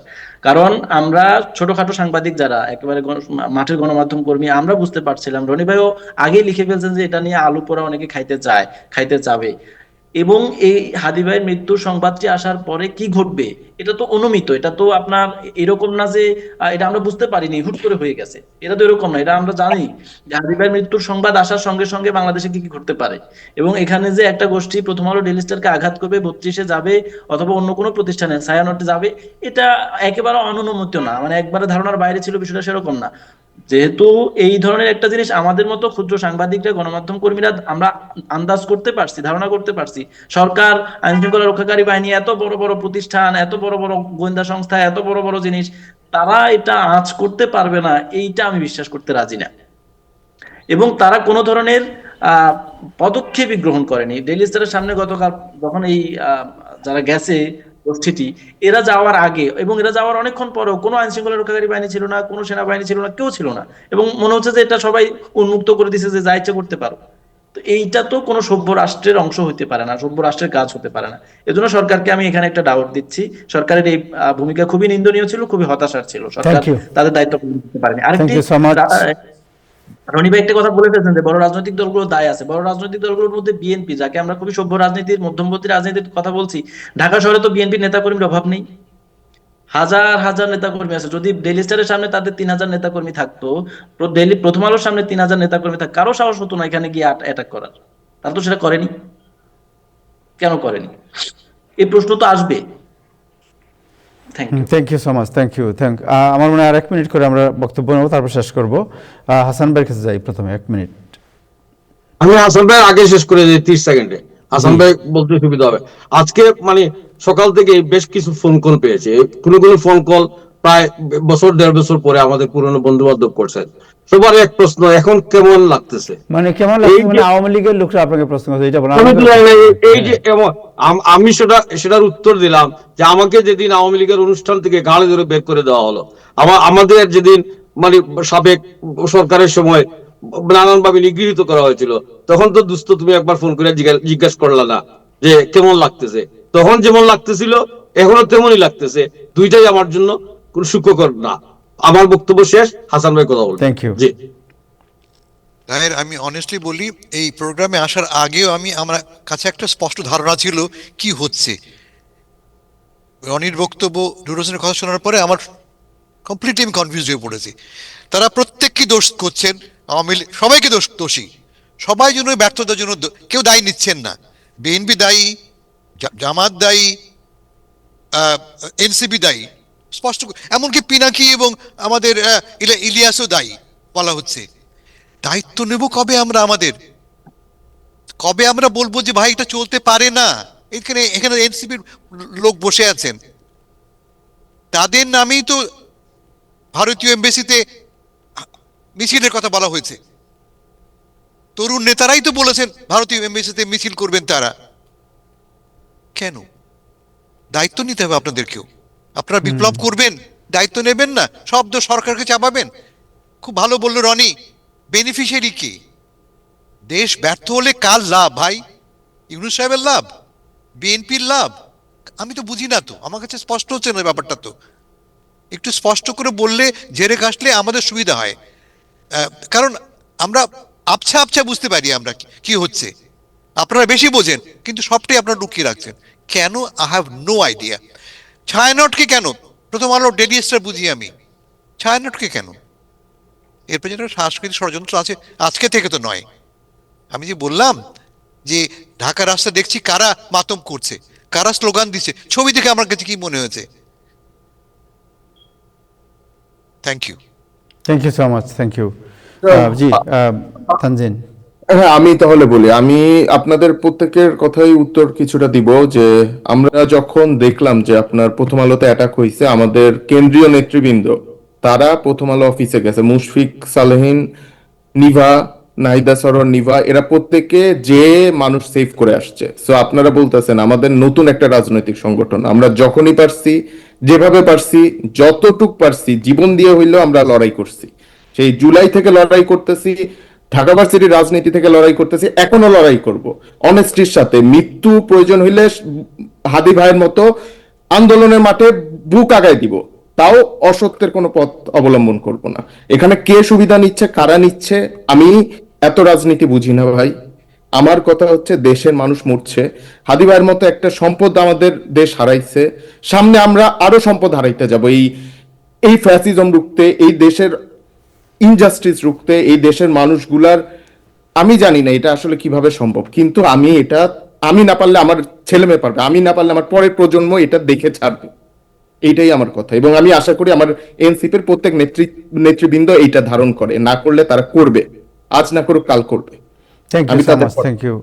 আমার মনে হয় যে হাসান ভাইয়ের সাথে আমি নিজেও একমত, যে আসলে আমি নিজেও বোঝার চেষ্টা করছিলাম যে কি হচ্ছে এবং কোনো স্পষ্ট কোনো ইঙ্গিত পাওয়া যায় কিনা যে কারা এর বিহাইন্ডে, বাট আমি নিজেও একটু কনফিউজড। বাট আমার মনে হয় যে আমরা আলোচনা আরো কন্টিনিউ করব এবং উই ক্যান আস্তে আস্তে পরিষ্কার, মানে যে বিষয়টি ধোঁয়াশা, এটা ধূসর, সেটা স্পষ্ট হবে দিনে দিনে। আমরা হয়তো কালকের মধ্যে আরো স্পষ্ট আইডিয়া পাবো যে কারা এই ধরনের কাজে জড়িত, কারা এই ধরনের পরিস্থিতি। আমি শেষ করে দিই আমার বক্তব্য দিয়ে। জি জি প্লিজ। দেখেন, হাসান ভাই যেটা বললেন, আমরা স্পষ্ট করে কিছু বলছি না, আমার মনে হয় আমি অস্পষ্ট কিছু রাখিনি। যতটুকু স্পষ্ট করা সম্ভব আমরা কিন্তু বারবার বলেছি, এবং আমরা সবসময় এখানে প্রতিক্রিয়াশীল যে কোনো রাজনীতির উত্থানকে আমরা প্রতিহত করার চেষ্টা করেছি, চেষ্টা করে যাচ্ছি। এখন বাংলাদেশে যে ঘটনা ঘটে যাচ্ছে আজকে, এখন এই আপনারা ধরেন যে প্রত্যেকটা ইভেন্টকে কেন্দ্র করে বারবার উস্কানি, এই উস্কানি দেখবেন ভারত থেকে হাসিনা বারবার দেয়, আর একটা দল 32-এর দিকে দৌড় দেয়। আওয়ামী লীগের একটা দুটো লোকের বাড়ি ভাঙে। আমরা শুরু থেকে বলছি রিকনসিলিয়েশন করতে হবে, এবং কালকে যে ঘটনাগুলো ঘটেছে, বিভিন্ন জায়গায় হামলা, আক্রমণ, সিম্পলি এগুলো লুটেরাদের কাজ, লুটপাটকারী। এবং এই লুটপাটকারীদের থেকে রাজনৈতিক দল যারা রাজনীতি করে তাদের কর্মসূচিকে তারা আলাদা করতে ব্যর্থ হয়েছে, সে দায় তো দিতে হবে। একজন এখানে এক ভাই বললেন যে বিএনপি 3000-4000 নেতাকর্মী ওখানে যেতে পারতো না। বিএনপি তো এই ধরনের কর্মসূচি, বিএনপি তো সারা দেশে বিক্ষোভ কর্মসূচি পালন করেছে এই ঘটনার পরপরই। তারপরে যত ধরনের উস্কানিমূলক কর্মকাণ্ড, উস্কানিমূলক বক্তব্য, যে বক্তব্যগুলো দেওয়ার মাধ্যমে শুধুমাত্র শত্রুদের হাতকে শক্তিশালী করা হয়, তো সেগুলো থেকে বিএনপি তো একটা বড় দায়িত্বশীল রাজনৈতিক দল হিসেবে যতটা সম্ভব নিজেকে বিরত রাখার চেষ্টা রেখেছে তো। কিন্তু আইন শৃঙ্খলার কাজটা, এটা তো একটা রাজনৈতিক দল নিজের হাতে উঠাই নিতে পারে না, তাহলে দেশে সরকার কেন আছে? তো সরকারের ব্যর্থতা তো বড় করে দেখতে হবেই এখন। এবং রাজনৈতিক দলগুলোকে এখনো যদি রাজনৈতিক দলগুলোকে স্ট্রাইকিং ফোর্স হিসেবে দায়িত্ব পালন করতে হয়, তাহলে সরকারকে বলুক যে আমরা পারছি না, রাজনৈতিক দলগুলো এসে আপনারা দায়িত্ব নেন, দায়িত্ব পালন করেন। তা না করে সরকারের পদ পদবিগুলো দখল করার জন্য আপনারা সবসময় আগায় যাবেন, গুরুত্বপূর্ণ নিজেদের লোকগুলো বাইসা বসাবেন, দায়িত্ব পালনের সময় এবার রাজনৈতিক দলগুলোকে ডাকবেন, সেটা তো হয় না। ফলে আমি মনে করি এই কালেকটিভ ব্যর্থতা, প্রধান দায় সরকারের। তারপর অবশ্যই রাজনৈতিক দলগুলোর জনবান্ধব যে রাজনীতি, সেটা তো আমাদের পালন করতে, মানে সেটা তো আমাদের নতুন করে শুরুই হয়নি, শুরু করতে পারতে হবে। আর এই ঘটনা, এটা শুধুমাত্র আপনি বেনিফিশিয়ারি দিয়ে বিচার করতে পারবেন, কারণ বাংলাদেশে এই ধরনের ঘটনা ঘটলে একটা সংঘবদ্ধ চক্র, যারা লুটপাটের জন্য ব্যস্ত হয়ে যায়, তারা সবসময় আগায় আসে। আপনি ভিডিওগুলোতে দেখেন, এরা কোনো রাজনৈতিক প্রশিক্ষিত কর্মী না, সবগুলো লুটেরা। বিভিন্ন ভবন হামলা করছে, লুট করছে, জিনিসপত্র নিয়ে যাচ্ছে, এই ঘটনা তো ঘটবেই। ফলে কর্মসূচির মধ্যে কোনটা রাজনৈতিক কর্মসূচি আর কোনটা লুটেরাদের সুযোগ দিচ্ছে, সেই জিনিসটা যদি আপনারা স্পষ্ট করতে না পারেন, আপনাদের তো রাজনীতি করার কোনো অধিকার নেই। রনি, আপনি কিন্তু জুলাইয়ের বিপ্লবকেই ডিসমিস করে দিচ্ছে। জুলাই বিপ্লবে কি দেখেছি আমরা? লুটপাট দেখেছি আমরা। জুলাইয়ের বিপ্লবে যারা সঙ্গে সঙ্গে দেখেছি আমরা গণভবন এভাবে লুটপাট হয়েছে। লুটপাটটা একটা সাইড অ্যাক্ট মাত্র, সাইড অ্যাক্টটাকে আপনি প্রিন্সিপাল অ্যাক্ট করে ফেলছেন, আমার কাছে একটু বিষয় এখন লাগছে। এখন এখন তো লুটপাটটা সাইড অ্যাক্ট না, এইগুলো গণ অভ্যুত্থানের সময় যেটা ছিল সেটা গণ অভ্যুত্থানের বাস্তবতায় ছিল, সেটা ইমানসিপেটরি ভায়োলেন্স আমরা বলছি। এখন কেন? এখন তো দেশে সরকার আছে, ওই সময় তো দেশে সরকার ছিল না, সরকারকে উৎখাত করার জন্য গণ অভ্যুত্থান হয়েছে। তখন জনগণের উইলি আইন হয়ে গেছিল, সেই জনগণ তার এঙ্গারের জন্য গণভবনে গিয়ে স্থির করছে, সেটা আমরা বুঝি। কিন্তু এখন কেন? এখন আপনার এই 15-16 মাস পরে এখন গণ অভ্যুত্থানের এই ইমোশনের কথা বলে তো লাভ নাই। গণ অভ্যুত্থানের ইমোশন যদি থাকে তাহলে প্রথম কাজ হইলো মানুষের মানবাধিকার নিশ্চিত করা, মানুষের নিরাপত্তা নিশ্চিত করা, মানুষের মানবিক মর্যাদা বোধ নিশ্চিত করা এবং প্রতিষ্ঠানগুলোকে সিকিউর করা। সেই প্রতিষ্ঠান আমার বিরুদ্ধে মতের হইতে পারে, সেই প্রতিষ্ঠানের মতাদর্শ আমি অপছন্দ করতে পারি, সেটা আমি সমালোচনা করব, সেটা আমরা করিও, কিন্তু সেইটাকে ধূলিসাৎ করা, সেখানকার মানুষের জানমালের নিরাপত্তা নস্যাৎ করা, এটা কোনো অভ্যুত্থানের কর্মসূচি না, এটা কোনো বিপ্লবী আচরণ না 15-16 মাস পরে। That is my opinion. Thank you so much, thank you সবার প্রতি। রনি ভাই আপনার প্রতি অনেক কৃতজ্ঞতা, নূর আপনার প্রতি অনেক কৃতজ্ঞতা এবং তানজিন আপনার প্রতি অনেক কৃতজ্ঞতা, হাসান ভাই আপনার প্রতি অনেক কৃতজ্ঞতা সময় দেওয়ার জন্য। দর্শক, আজকে এ পর্যন্তই, আগামীকাল আবার দেখা হবে, সবাই ভালো থাকবেন। বাট আমরা অনুষ্ঠান শেষ করার আগে উসমান হাদি আর যে ভিডিওটি আগে দেখেছিলাম, ভিডিওটি আবার প্রচার করি, শেষ করব। সবাই ভালো থাকবেন, খোদা হাফেজ। এই যে একা একা চলাফেরা করছেন, জীবন নিয়ে শঙ্কায় ভুগেন না কখনো?